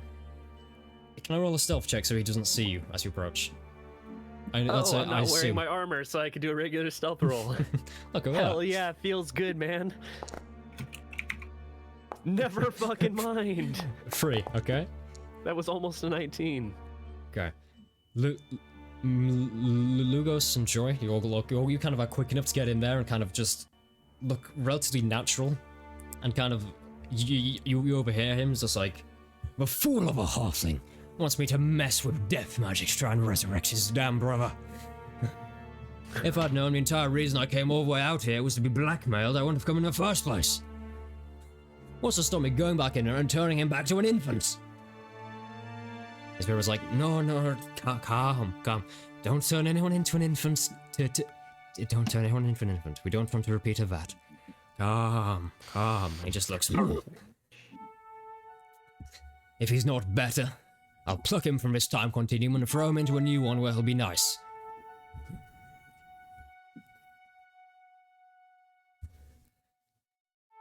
And then there's like a stone kicked across the corridor and he turns. What are you doing, boy? You already bumped into me once. Now intruding on my private conversations. Apologies, but it's hard to be private when you're shouting and you were making a scene through the front entrance. Oh, you have heart. Recording. Sorry. I let my manners slip.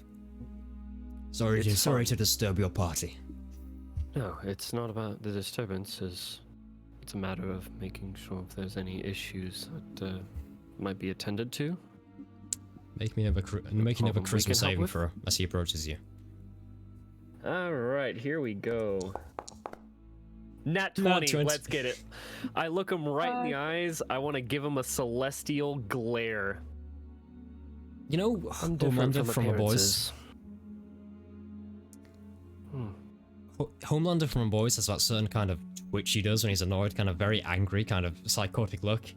As he approaches, you feel once again his mind kind of these tendrils kind of looking into your mind, and then they're just cut off by celestial magic. And he's like,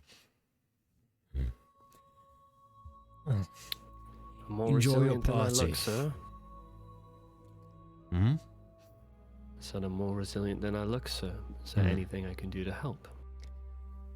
No. More.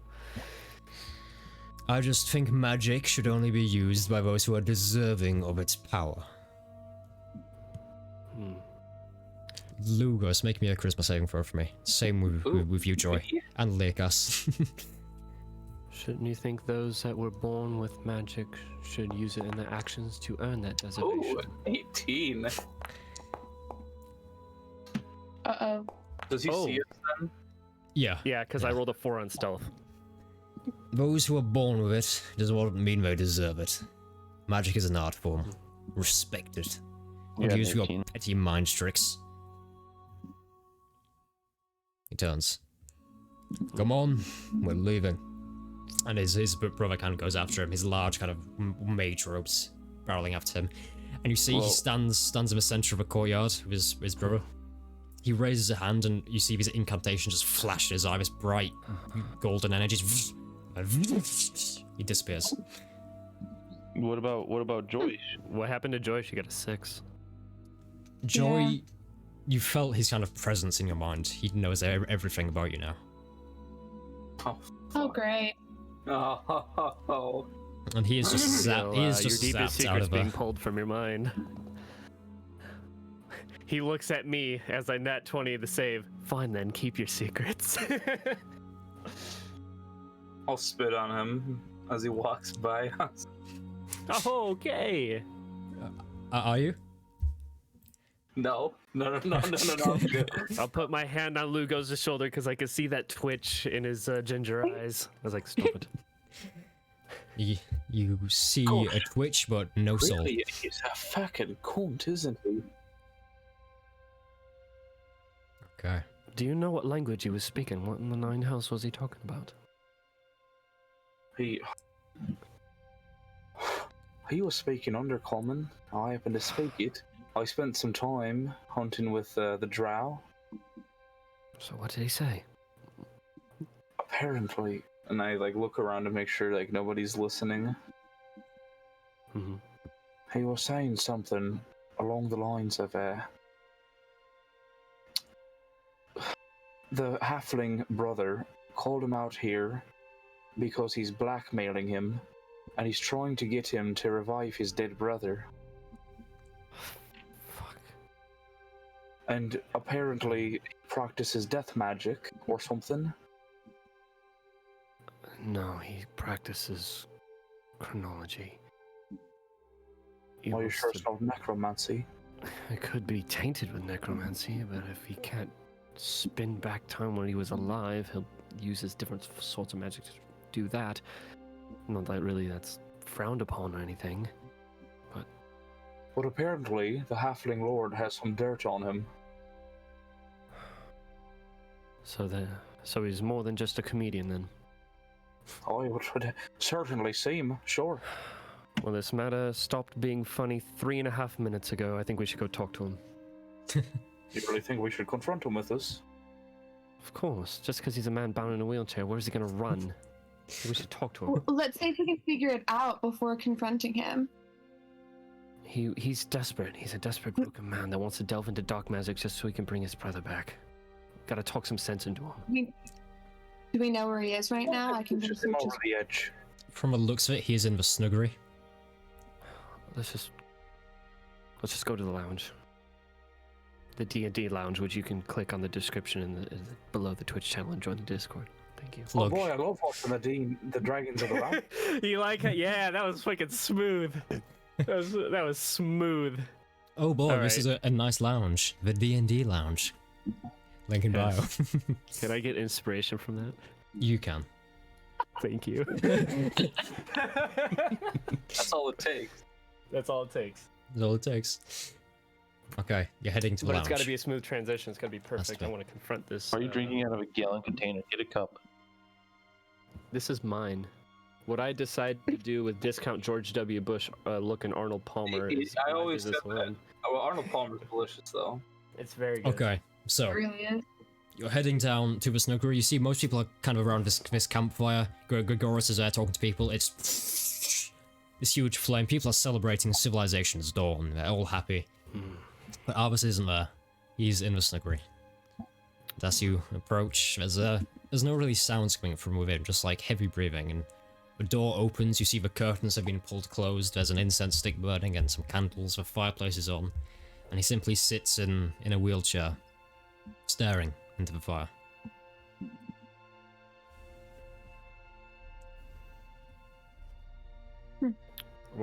Is there a chair to pull up to sit next to him? Yeah. I'll do that. Yeah, it's like, Do the doors open inwards or outwards? inwards. One of Is there? Close the doors. I want to put something to like block the door, Shove the sofa against it. Man. like a cane or an umbrella to like bar the door. Okay. He kind of looks and is like, oh, hello, how are you enjoying the party? Good, I hope. It's been fair. Can I help you? I'm thinking you're the one that needs help here, so. Oi. That you got that drow fella of yours? Real Yes. good friends, you are right with him? Yes, wise mode. Aye. He's Wise got guy. an interesting figure, I'm sure you'd agree. What of it? Really fancy spellcaster he is, isn't he? He Can likes do to all think sorts so. of tricks. Well, from what I've seen, yes. Sorry, this is a little crazy, right? I couldn't have happened to overhear a conversation he was having with his brother. It would seem that you asked him to come here about reviving your brother. Seems like you got a little bit of dirt on him.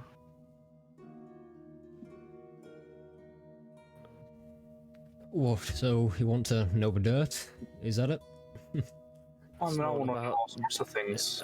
It's not about the dirt, at least not me personally. I couldn't give a damn about who that guy is. But what's more important is you are going to delve into darker magics and things against the laws of nature which you cannot turn back from. A path of necromancy does not always end up the way that you think it will. You're gonna end up corrupting your brother's soul, or something. I don't fucking know. No. No. That isn't the case. You've misunderstood. You've misconstrued. So you asking him because he's a chronologist to turn back time to where the event never happened? Essentially, just maybe a day before, so we could do something about it, and not, you know. Is he even capable of such things? I don't know. You just have to understand. We've been doing comedy together since we were boys. I always knew it wouldn't last forever. It would be an end point somewhere, but now, really, all times. Well, that's really certainly the thing, because you're more than just a comedian, aren't you?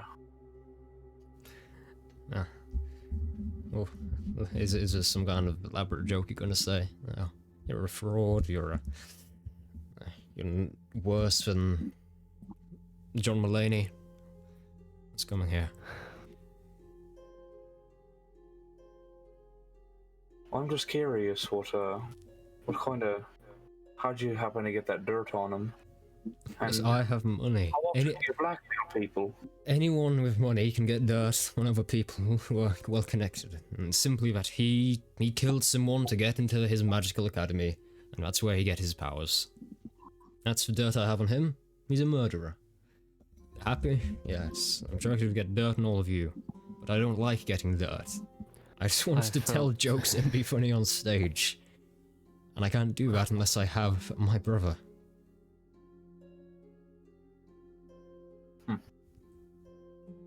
Well, it has to be other ways than back alley and nefarious reasons to get you the results that you want. 600 gold. I will give you 600 gold per person if you can help me, and that's a down payment. I will give you everything I own. Just please help me. I have a you way, how? and I have. You Please. familiar with Origin Wars? Am I? Roll history. It sounds like a history check we should all make here. Oh boy, that's a 12. It's a pretty world-shaking event. That's like the world was essentially made. The Origin Wars were like the whole evil versus good, like angels, demons, minor gods betraying other gods. It was a whole kind of cataclysmic world-shaping event like 20,000 years ago. No. Boy, who doesn't know the fucking Origin Wars? Sure, demons flying, angels flying, killing each other. Well, What does that have to do with this? that was the period in our history where the most powerful artifacts were made. Vecna had a lieutenant. He died around here. Let's just say no. I've paid some people, and I think I know where his tomb is. And he's buried with an artifact that can bring anyone back to life. What could you possibly want from Vecna's tomb? What artifacts in there? Wait, did you say Vectas? Vecna. Vecna. Can I do a history check? Yeah, Or would it be? history. Religion. Would it be religion or history? I'd say either or. Either way, He's a historical figure, but also a religious figure. Never You- fucking mind. Doesn't really ring a bell with you. Yeah, just sounds bad to me. It just sounds like an ominous name, yeah. Yeah. Oh, hey Maverick, 2 gang, what's up? 2 gang. I rolled a 19. Do I know anything more than them? Oh, you would do, yeah. You've been paying attention to your history lessons in Heatguard. Vecna is the undying king, or the lord of the Rotten Tower. He was a mortal-born archlich who essentially achieved godhood. He's a betrayer god. Yeah. He is not good news. He's like the necromancer god.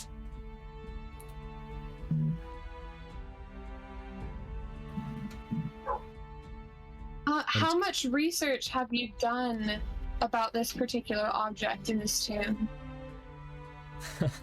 A decent amount. I've had some friends and look about the area and paid a few gold for some information, and look, it can bring back anyone from the dead, no matter how old or how ancient, and I just want to use it on my brother, and then, I don't know, you can keep the artifacts, you can sell it, you can do whatever you want, just help me get it and I'll pay you more handsomely than you can ever imagine. The first tomb is 7 miles to the north of here. Tell me that doesn't sound like fate. Tell me. Look, mate, Something doesn't seem right. it ain't worth it. Alright? I've come to have my own loss as well. My sister. And imagine if you could bring her back. You get this Yeah, artifact and you can bring back anyone you ever lost. Best friends, Necromancy is not the sisters. solution. It isn't necromancy, it's powerful ancient magic. It's different. It's powerful Different. ancient magic that probably has a horrible cost that even you cannot revert with the power of a god. I don't I'm care really about the sorry, my cost. I friend. just want my brother back. You have to come to accept the terms that nature has laid out for you. Your brother, it was his time to go. I know it's hard to accept, but you really gotta move on. I It can't wasn't help you. his time to go. He was killed. He was murdered on stage next to me. That's not his time to go. I can't help you with this, and I'm gonna walk away. Well, either you help me or something bad happens.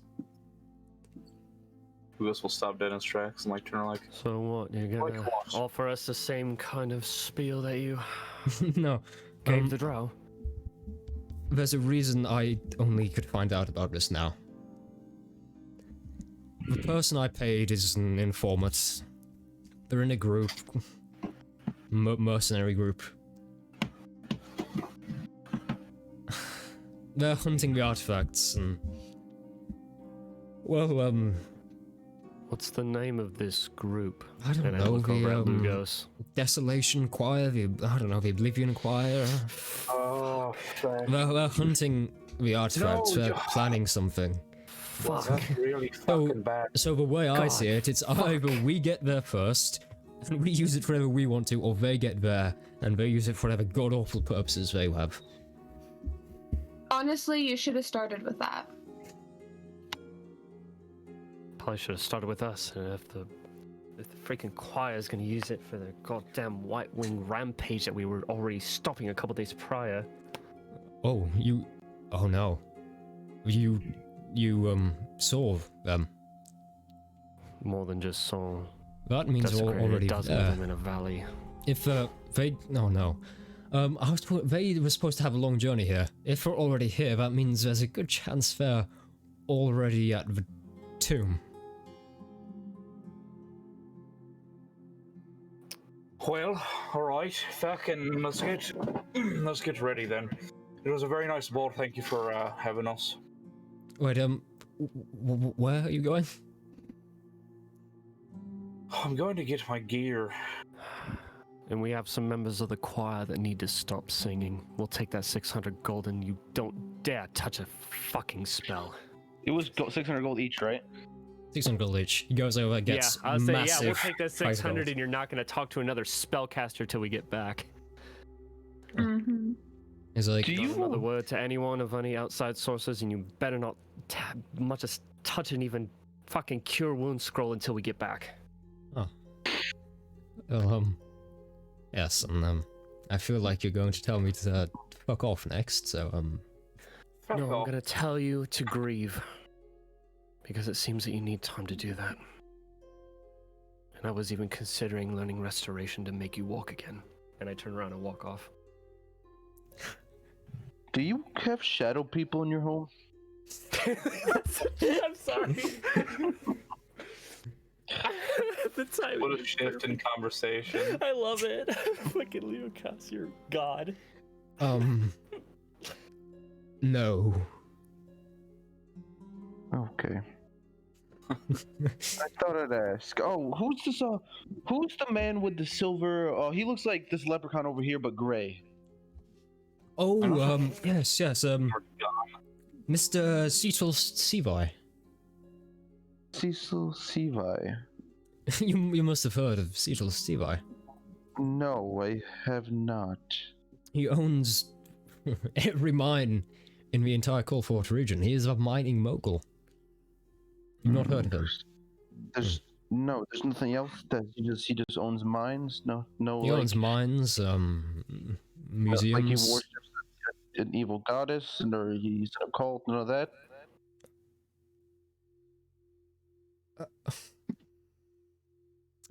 I was talking to Gregoris earlier, and he mentioned something about your audio reaction to Tweed. The hell is I Tweed? think you may have taken too much Tweed. I'm going What to is- have a nap now and think things through. If you'd excuse me. I wasn't gonna ask you. Why are you not gonna? But answer the I'm question? I'm done talking to you. Well, I hope you stay in a wheelchair forever. Holy fuck! Jeez. Leo Yes, Cass, calm the hell on. As you go, he goes, "Oh, thank you." And rests his head back against his chair. I liked your brother better as I walk out. Oh, we're gonna make this man off himself with like. Good. I'm trying to like keep him to like at least grieve and hold, we're. Please don't make him Yeah, die like, before we get the money. As you're saying that, you see like faint tears in his eyes as you leave. He's like, "Yeah, me too." Aw. Good way to go, Leo Cass. Good. Well, you- Fuck him. But I assume you're just leaving and getting your gear and sprinting out. Yeah.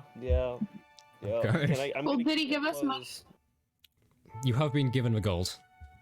Oh, thank God. Oh, okay. Leo Cass didn't piss him off too soon. No, I waited till I got the gold. Okay, thank you. Okay. Just like out of character. Okay, by the way, thank you. It's about 8:30 at night now, and yet 600 gold. The bonfire's still going. You can probably slip out undetected once you've got your stuff. And with no time to kill, you dart into the woods. Lugos, as always, like a ginger flash, leading you all on forwards. Before we leave, I want to see if anybody's following us. Make a perception check. And you dart through the woods. It's about 7 miles you have to travel. You can Oh, do that in shit. about just over an hour. Oh, I full want to speed. wave goodbye to the captain with a smirk on my face. She gives Well, not you a a very... smirk, but just like Yeah. duty calls. Yeah, there's kind of a stern face and a slight nod. Yeah, I'm like Yeah. geared up in armor, sword and shield, Yeah. like duty calls, and like we're Yeah. all like walking away. 8. Is she about my age, by the way? If I will, I like give her like a cocky wink. 10 years older than you. I'll still do it. Never trying to flirt. Okay. Not really, it's just no more one like- is following you. Duty calls. And poof, you dart into the woods, the branches under your feet. You've left your horses, and soon enough you are in the dead of the woods. You enter the area of the woods known as the... Keep flipping through the page of my notes. Known as the... I need to use bold text more. Known as the Drakegate Woods. These large, gnarled branches curl overhead with these thick deciduous trees. There's a small rime of frost over the entire floor, and soon enough you are darting through these woods as quick as you can, your armor. As you go through, you make very short work of it. You're even impressed with your own athletic capabilities. And soon enough, you're in the woods looking about. Everyone make a perception check for me. Alright, let's get it. And we're in the woods this time. Hell yeah. Wait, I asked Maverick, can you cast your light cantrip, please? Wait, God. Shadow Elves not? Do they not have dark? I got a nat 20. Okay, Leocast, you're the only one who notices this. You hear voices. It's like It's a 15, by the way. it's a mumbling in Elvish. It's like, Oh, that's mother language. how much longer do we have to stand guard here?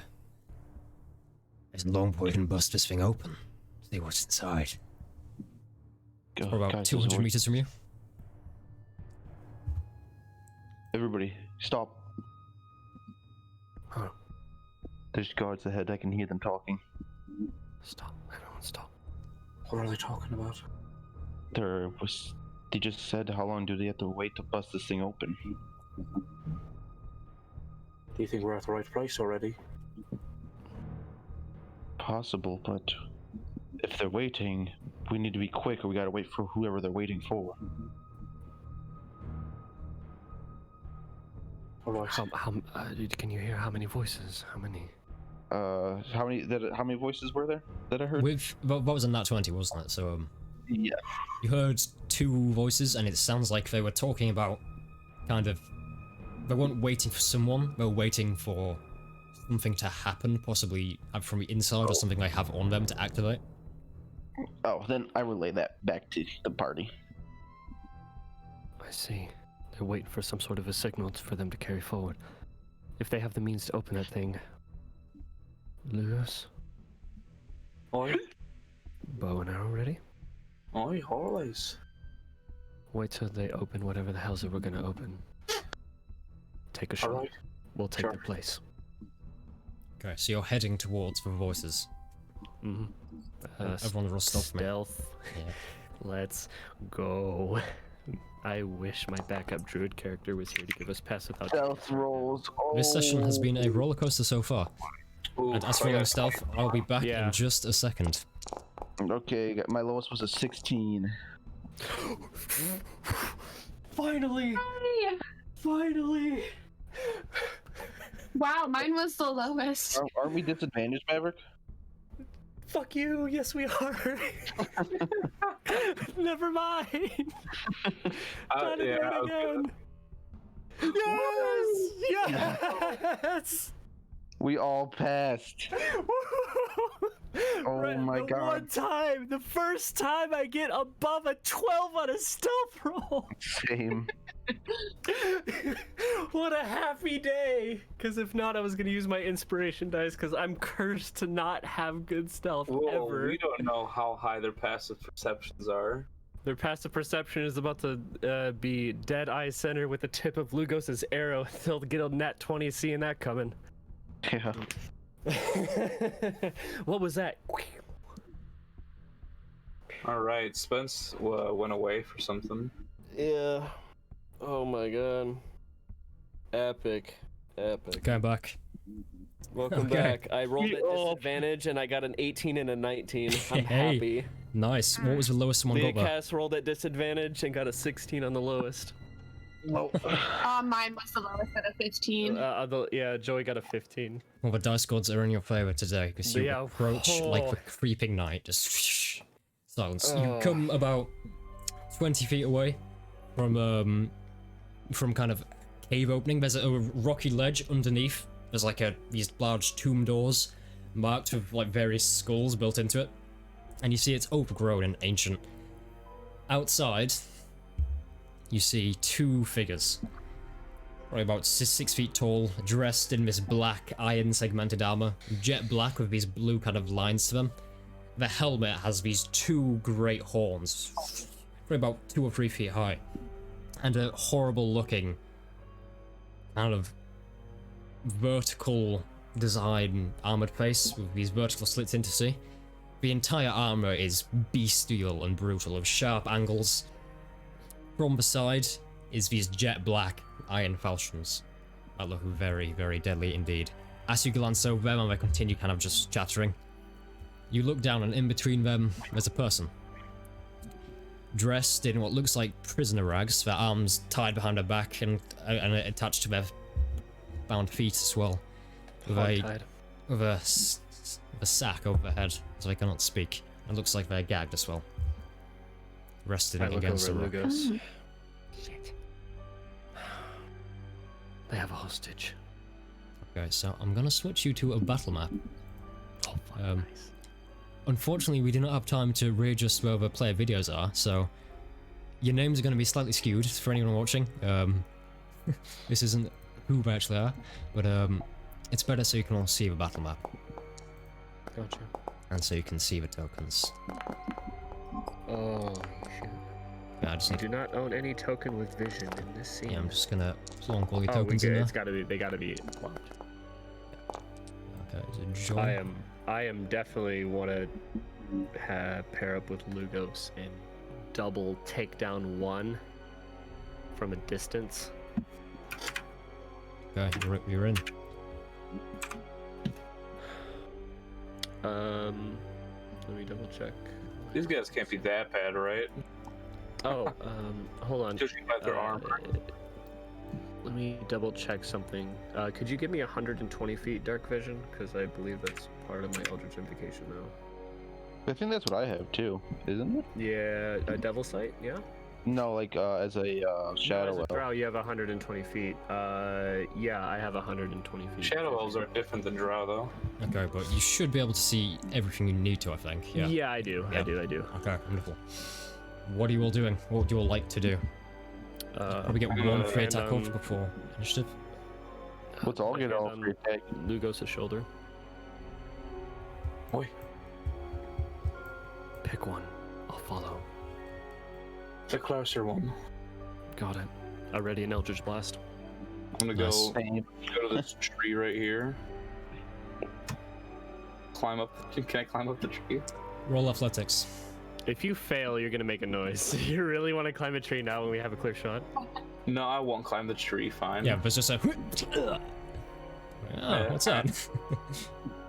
I look back to Maverick, and I do a countdown like 3, 2, 1, and I let go like an arrow.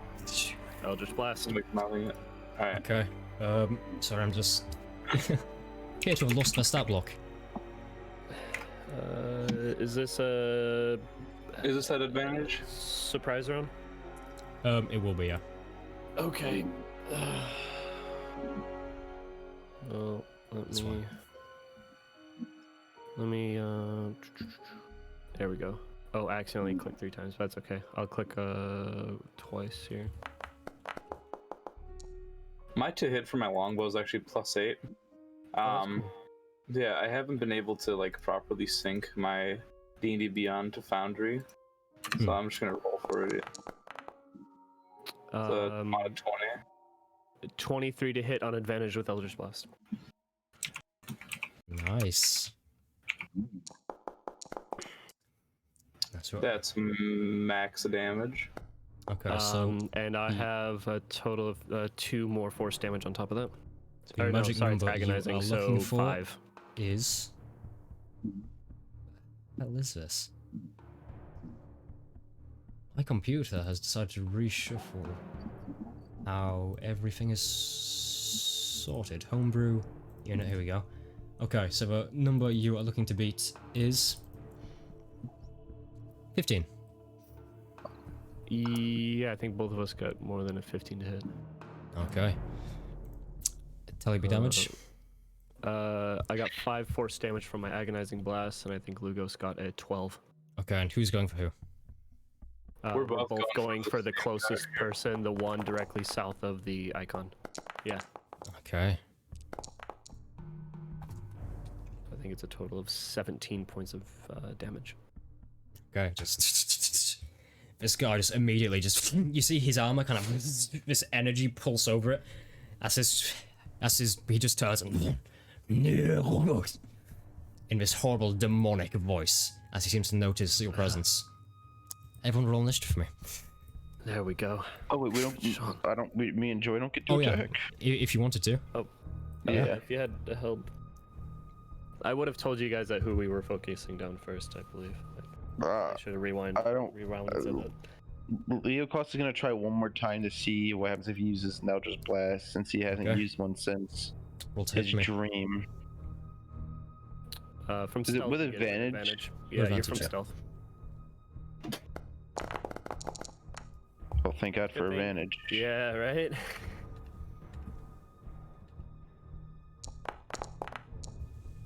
Definitely thank God for That's advantage. good. Yeah. Yeah. Okay, roll damage for me. 5. 5, okay. Nice. Jory, are you doing anything? Wanna whip a firebolt? Fireball, yeah. Is that up to her? Or there we go. Let's get it, Joy. Yeah, roll tip for me, advantage. Come on, thank God we have advantage. Right. Right? Come on.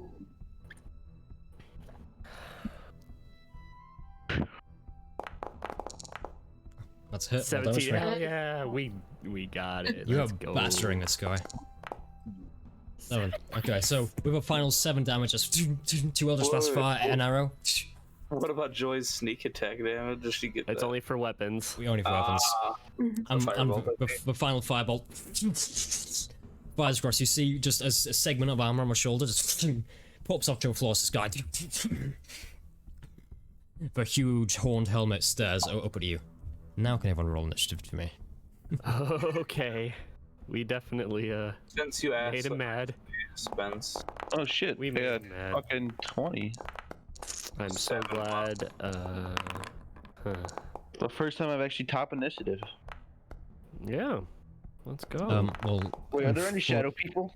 unfortunately, I have to break it. Oh, I have a high dexterity, so I have to bonus that to their initiative because it wasn't on Foundry, because I just put tokens on basic people. It goes to that. This will go to. It's okay, I'm still first. Fuck you. Well, 17 plus 4, Leocast unfortunately, is so paranoid, is. he's just gonna kill anybody that looks creepy to him. You look weird. you look weird. I'm gonna kill Okay, you. so combat round at the top. History We have before. the first one is the first living choir soldier over here. First one to act. Okay. Just some combat music. Let's go for big combat music. Let's go to big combat. Okay, so Lucas, fortunately, you're not the first to act. You feel like you're about to go, but then the guy you all just hit, he seems to just glance up with pure rage in his eyes. What he is going to do is he runs forward. He has these rocks in front of him. He like boom, boom. He flips off a rock with this elegant thing, and mid-flip with this kind of sideways acrobatics moves, you see this spectral knife appear in his hand, and he throws it directly forward at Lugos. That is going to be a 25 to hit. You know my Okay. AC is 26. Yeah, I know. You are going to Yeah. take. Make me a con save as well. Ooh. Alright, here, give me a second. Okay, you're going to take 12 hit points of piercing damage, Oh, as well as 6 hit points of poison damage. That's going to be 16 hit points of damage in total, and you're going to be poisoned for 4 rounds. As this knife, he just turns, flips you out his knife. hits you right kind of in the collarbone, and you feel this poison emanate off it and surge through you. And it's his turn. Oh! Oh! You little prick. You're Nikas, right there. you're up.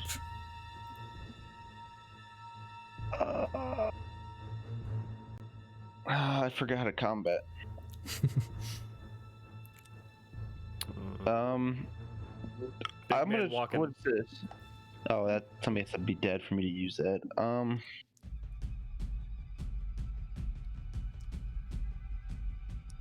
I guess I'll just try Eldritch Blast again since nothing bad happened when I used it the first time. So Okay.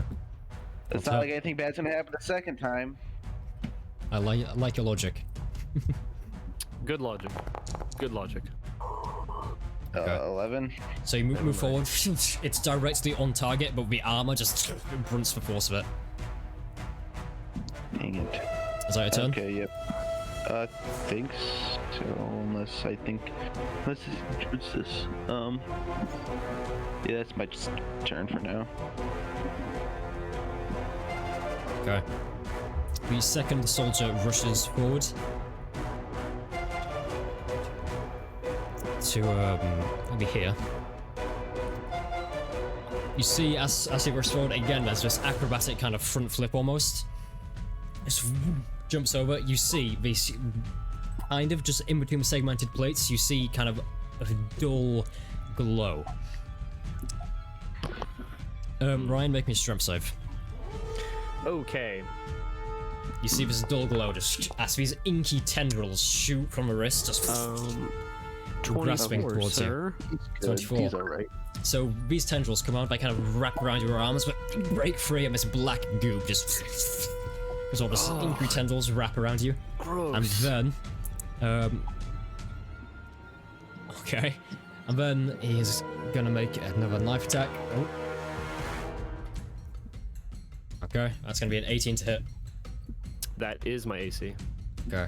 So as these tendrils come forward, grasp you, you just free yourself just in time for this guy to throw another knife towards you. This is gonna do. That's my damn detail. Con save for this one as well? Yeah, do my con save, just ease of time. Nat 1. Okay. And Wait, you're gonna I'm gonna take use my inspiration. 7 points of piercing damage. Redo a con save for me.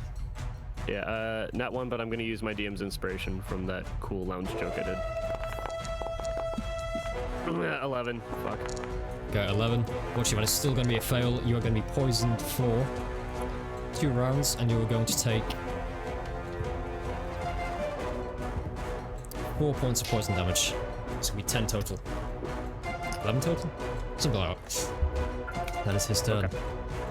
Joy, you're up. Oh boy. So I would like to try and hide among the trees about right there. Do you mean take the hide action? Bonus action. Rogue. Yeah, it's hide bonus action. Yes, because I'm Okay. still going to try and attack. Roll stealth for me.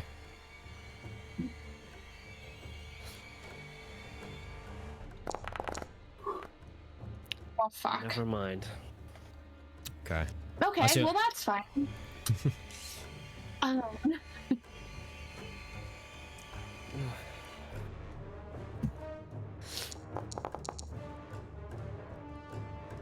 Hey, there it is. Roll damage for me. Oh, man. and Okay. then Let's go. do I get my sneak attack with this one, correct? You would You would You not. would not. There's no, no ally within 5 There's no feet of ally, him, and you're you not didn't have hidden. advantage. Yeah. Oh, okay. Yeah, so you just fire this arrow, and it digs straight kind of in the joint between the helmet and like the visor, and it just cracks open as it skims across the face, and you see it's a drow, quite an angry looking drow at that. And his cheek kind of torn open, and he looks through these burning red eyes. Spits on the floor. Drow, you say? Not the same drow, I should ask. Interesting. Is that your turn? Yes. Lugos, you're up. Fuck, man, this guy really messed me up. Like, let me see here. What I want to do is I want to retreat, further back Get back here next to me, Lugos. Yeah, I'll dash Protection back. fighting style. Let's go. Hey, let's do it. And then I'm gonna mark him as my prey because he really pissed me off. Okay. Oh, you're gonna regret doing that, laddie. And I'm gonna fire a shot at him for sure. What's hit?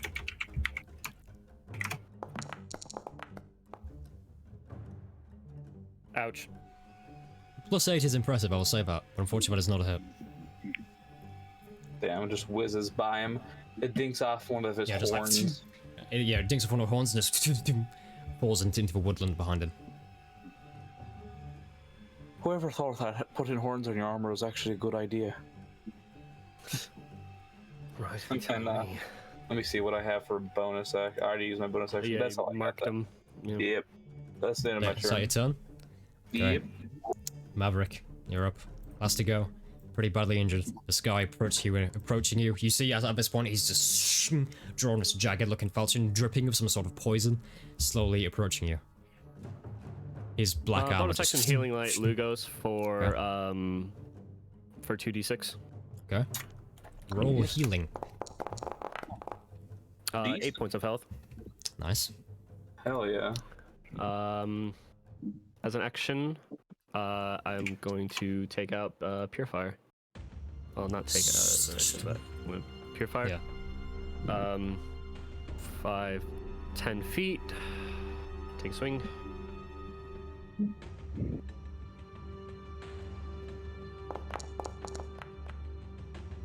Ooh, unfortunate. So the first hit comes up, and as you're doing this, this metal gauntleted hand just catches a blade and begins to kind of squeeze down and just overbear on top of you. Action surge, do it again. Okay, so you kind of slice a blade from her hand and come around for another attack to the side. No. As you bring it around to the side, you feel it in your gut as this other... when I say gauntlet, I'm talking like full-on Sauron-style sharp gauntlets. And the one right in your ribs. As you do so, the wind is kind of ejected from your body, and your sword goes and flies off to here, dissolving you. Good. 10. I'll allow the opportunity attack because I think he threw his weapons, so I don't think He still has his falchion in his hand.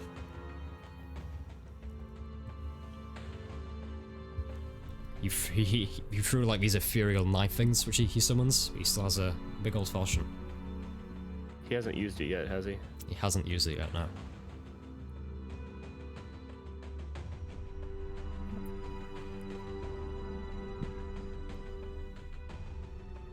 Yeah, give me the opportunity attack. Okay. That's a 10 to hit. Miss. So as you're going down, you just manage to kind of leap and dodge out way as this huge falchion just Yep. And then slices I'm down. gonna so 5, 10, 15, 20 is picking something up in action? No.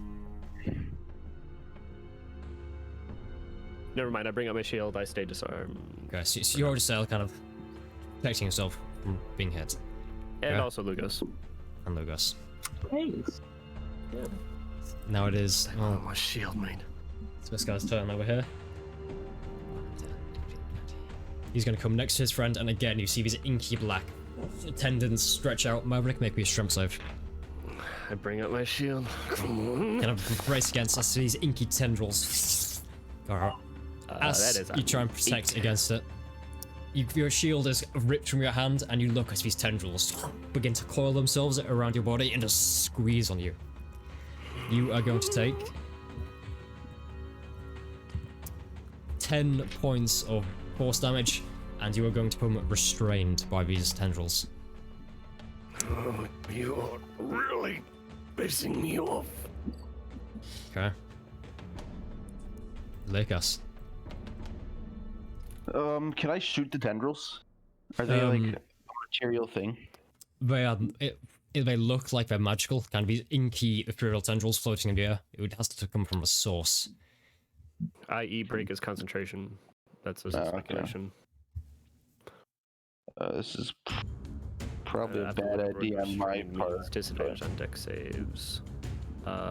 attack rolls against the creature. Advantage attack rolls.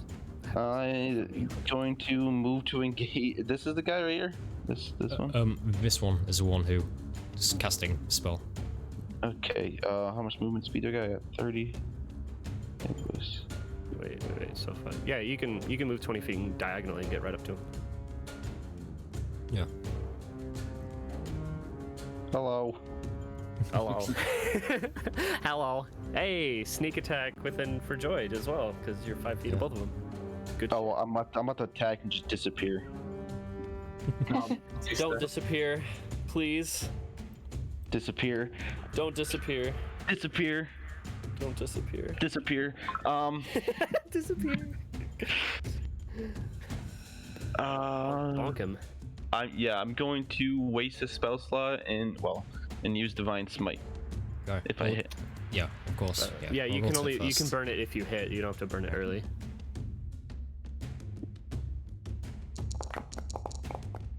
Yeah, I know hit. It clangs Good thing I straight didn't off your burn armor. Yeah. And then I'm just gonna. Excuse me. I'm just Disappear? gonna, I guess, wait here then for now. Or actually, bonus action hex on the guy in front of me. And what is Okay. that? Choose Constitution. Concentration. Constitution then. Good shit. Okay, so you've chosen Constitution. Nice. Yep. It's now a turn of his friend. Right next to you, he's going to come and make 2 attacks for his falchion. First one's a 17.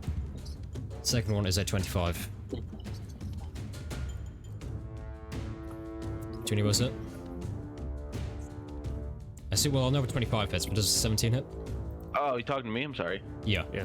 It doesn't. So does yes, yeah. 25 hits, yeah. it? 25 or 17 doesn't. Yeah. Okay, make me a 17 con. doesn't 25. Yeah. Make me a con save. My bad, I was reading something.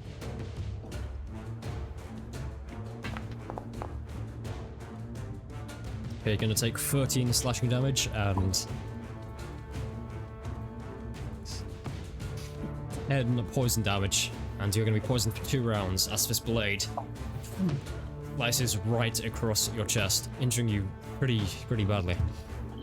Okay, Joy, it's your turn. This better be worth it. I could have been gone and not been hurt.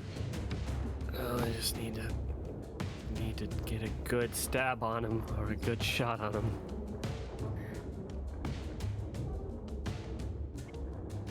Okay, yeah, Joy, you're up.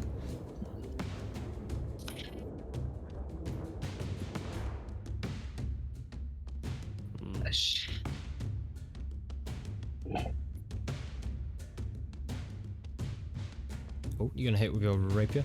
Okay. You will get sneak attack. If you hit, yeah. If you hit, you will get sneak attack. Hope so.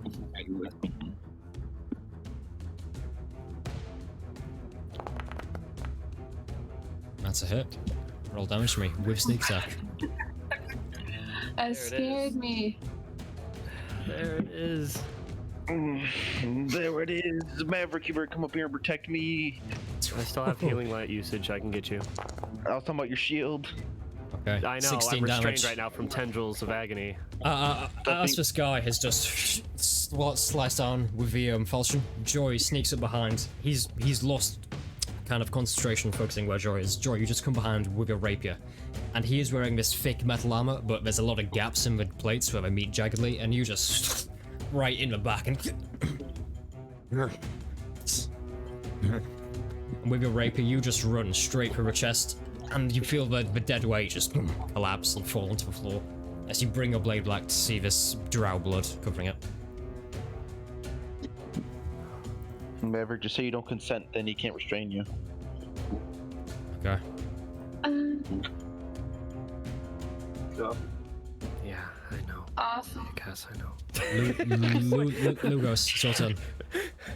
I know, Okay. man. Let's see here. Oh. That Hey. boy's dead. I will use my bonus action, shift over my Hunter's prey. Hunter's mark, basically. My Slayer's prey to this other fellow over here, and I'm going to take a shot at him because he is stinky. That's a hit. Roll damage for me. Hell yeah, let's go. He's also going to have disadvantage on his con save. Correct. 9. Okay. 9 and 20. DC 10. I'm gonna pop out. I'm gonna pop back behind Maverick. It's like, Oh, yeah, don't mind me. I'm just getting my lungs crushed for like the 3rd time this week. Okay. So as he's been crouched, you just come, fire a shot, and it almost breaks his concentration, but he goes, his infernal eyes locked on Maverick, his concentration unwavering. Maverick, it's your turn. I'm gonna use both my action and my bonus action for healing. So Well, you as an are action, restrained, so you'll have to try and see it. it's only on myself. Okay.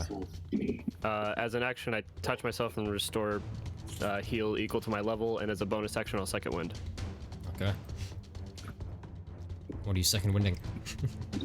1d10 plus my fighter level, so Okay. let me double check. Yeah. Yeah. Roll with me. Okay, so you spend your turn There it is. healing yourself? Is that your turn? Yeah. Okay. So then this Because it's soldier is his going to turn come. next, so I'll do second wind and the healing hands. So I get 4 hit points off of that, and I'll roll 1d10 plus 2. Okay. Leocasper's guy's second hit. He's going to come for you and Thank God I did deal both. some more damage to you. Leocasper going to take an extra 11 points of slashing damage. Make me a con save again. I'm gonna die.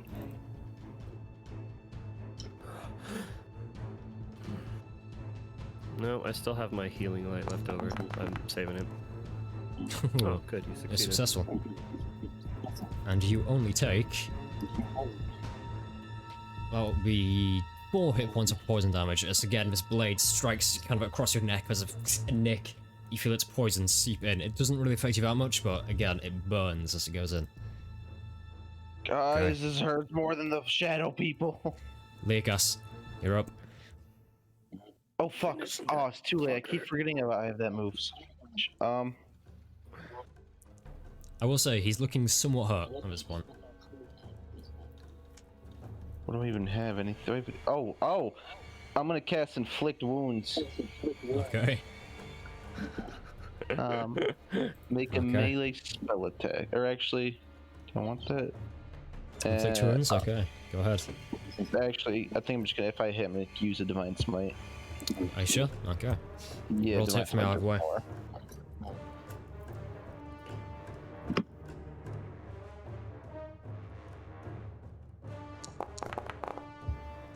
That's a hit. Roll There damage it to me. is. And do some smiting. Yeah, I'm trying to figure out what my highest spell slot was. I think second, right? I think so. I think so. Yeah, so If you burn you get 3d8 radiant damage with a second level spell slot. so it's you can- 4d8 in total then, right? 4d8 plus 2, yeah. That is amazing. It's so freaking cool. Leocas, Ooh, that's ugly. you bring your longsword up in the air. Kind of everything that has happened over the last few days, it's just fueling your anger towards this shadowy Oblivion Choir member. You bring your longsword up and go to strike. How do you want to do this? Everything that's just happened, I guess I just wanna, yeah. I guess, think of all the stuff that's happened, like how many times I've been stabbed, like this guy from this cult coming into my life, and I just want to repeatedly just stab this man, even after he's dead on the ground. Just non-stop. Let it all out, man.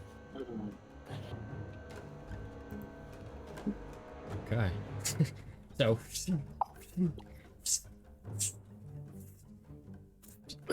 I fall out of the tendrils.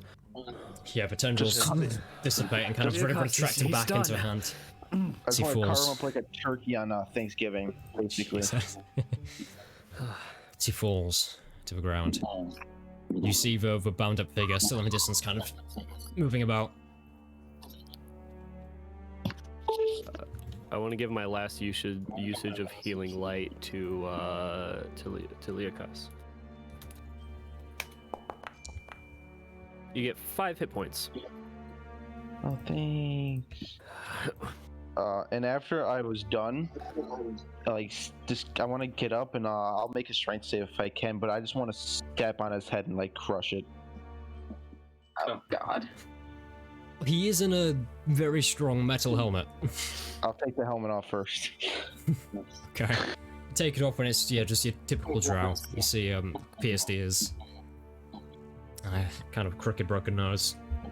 Roll strength for me.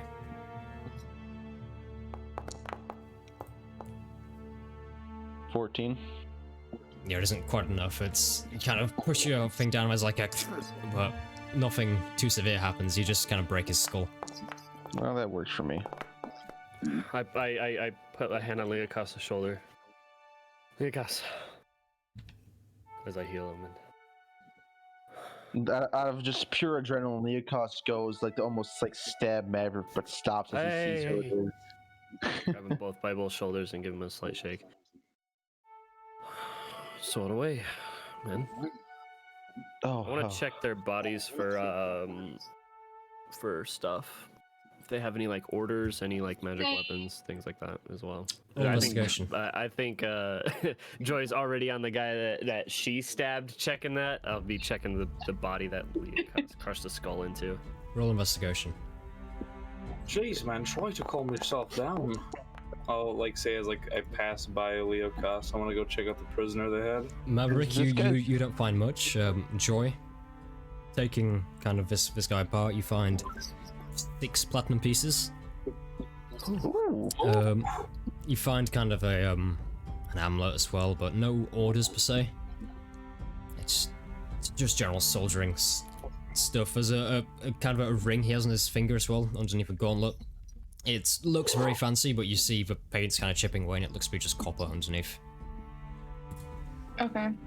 is this Does guy the amulet? I'm sorry, Joy. Oh, you're fine. Is the amulet anything nice or? It's just kind of Worth keeping? bronze. It seems kind of hand hewn out of a bronze ingot. It's very, I believe the word is quaint.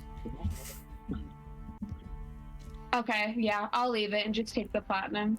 Okay, and Lugos, you're heading over to the prisoner near the entrance. Okay. Lugos, you there? Tig. Yes, sorry. Sorry. Okay, so you head over to a prisoner. He's appears to be human. No, elvish, sir. Elvish. Yes, so I'm just trying to remember NPC details, sir. He appears to be elvish. Just you can tell just kind of from a general build, but he has the bag over his head. He's hog-tied behind his back, and he's just kind of. Hello, excuse me, mate. Are you alright?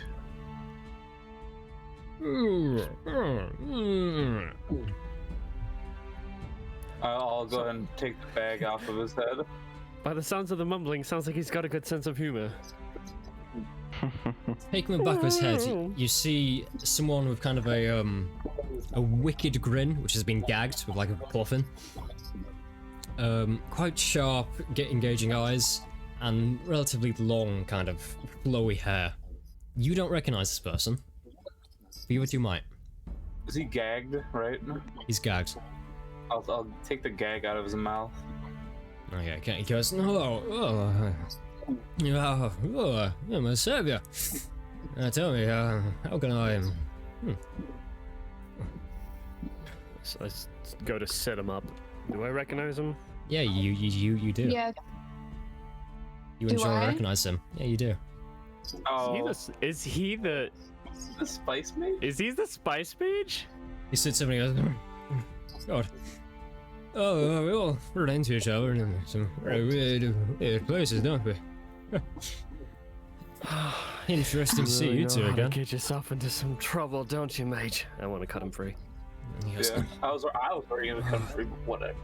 Well, Okay. I would have helped you with the whole magic thing, but I seem to have lost my spice with that. Big of a pun. Yeah, we really could have used a good lightning bolt from you. Yeah. Glad you're alive. I don't think that'll be happening anytime soon.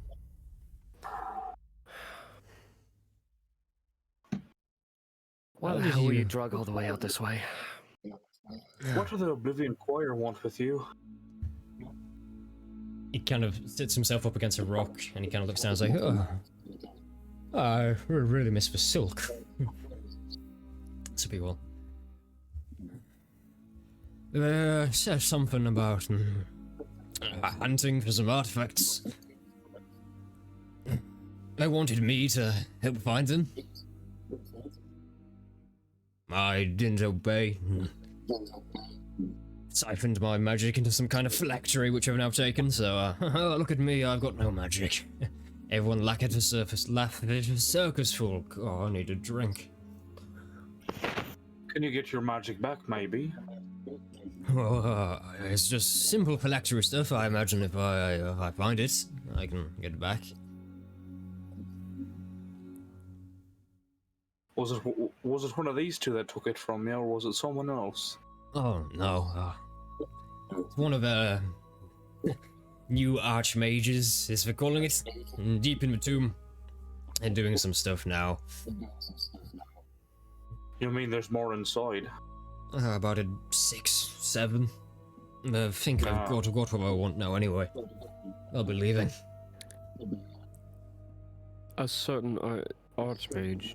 Do you know or recognize them? Have you seen this person before? What do they look like? Well, I'm not sure if you realized, but I had a bag over my head. Quite. Do you remember any language that this... Unless it was all undercommon.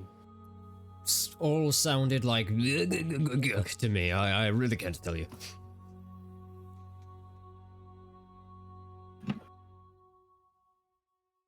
Very well. Alright, let's get you cleaned up. Let's get you all straightened up and get out of here. You wouldn't happen to have my silk robes, would you? I personally do not. My rings, incense, aftershave, whiskey. You might want to check the bodies. Yeah. Well, Are these guys' armors better than mine at all? the armor, it's differently fitting to yours. It seems to be kind of bonded in some way. Yeah, okay. What of their falchions, their main melee weapons? They appear to be normal falchions, just made of this kind of deep black metal. Yeah, they appear to be normal. Similar to daggers or light weapons or something like that? They're large, two-handed falchions. Oh, those. Okay. I was Yeah. thinking of a saber or something like that. Never mind. Oh, we're talking like big freaking claymore-sized freaking blades. Okay. Shoot. And they're not magical? You don't believe in any way? Or I don't believe in any way that they You would be magical? don't have any reason to believe in magical. You just think they're coated with like a poison. Right. Got it. Well.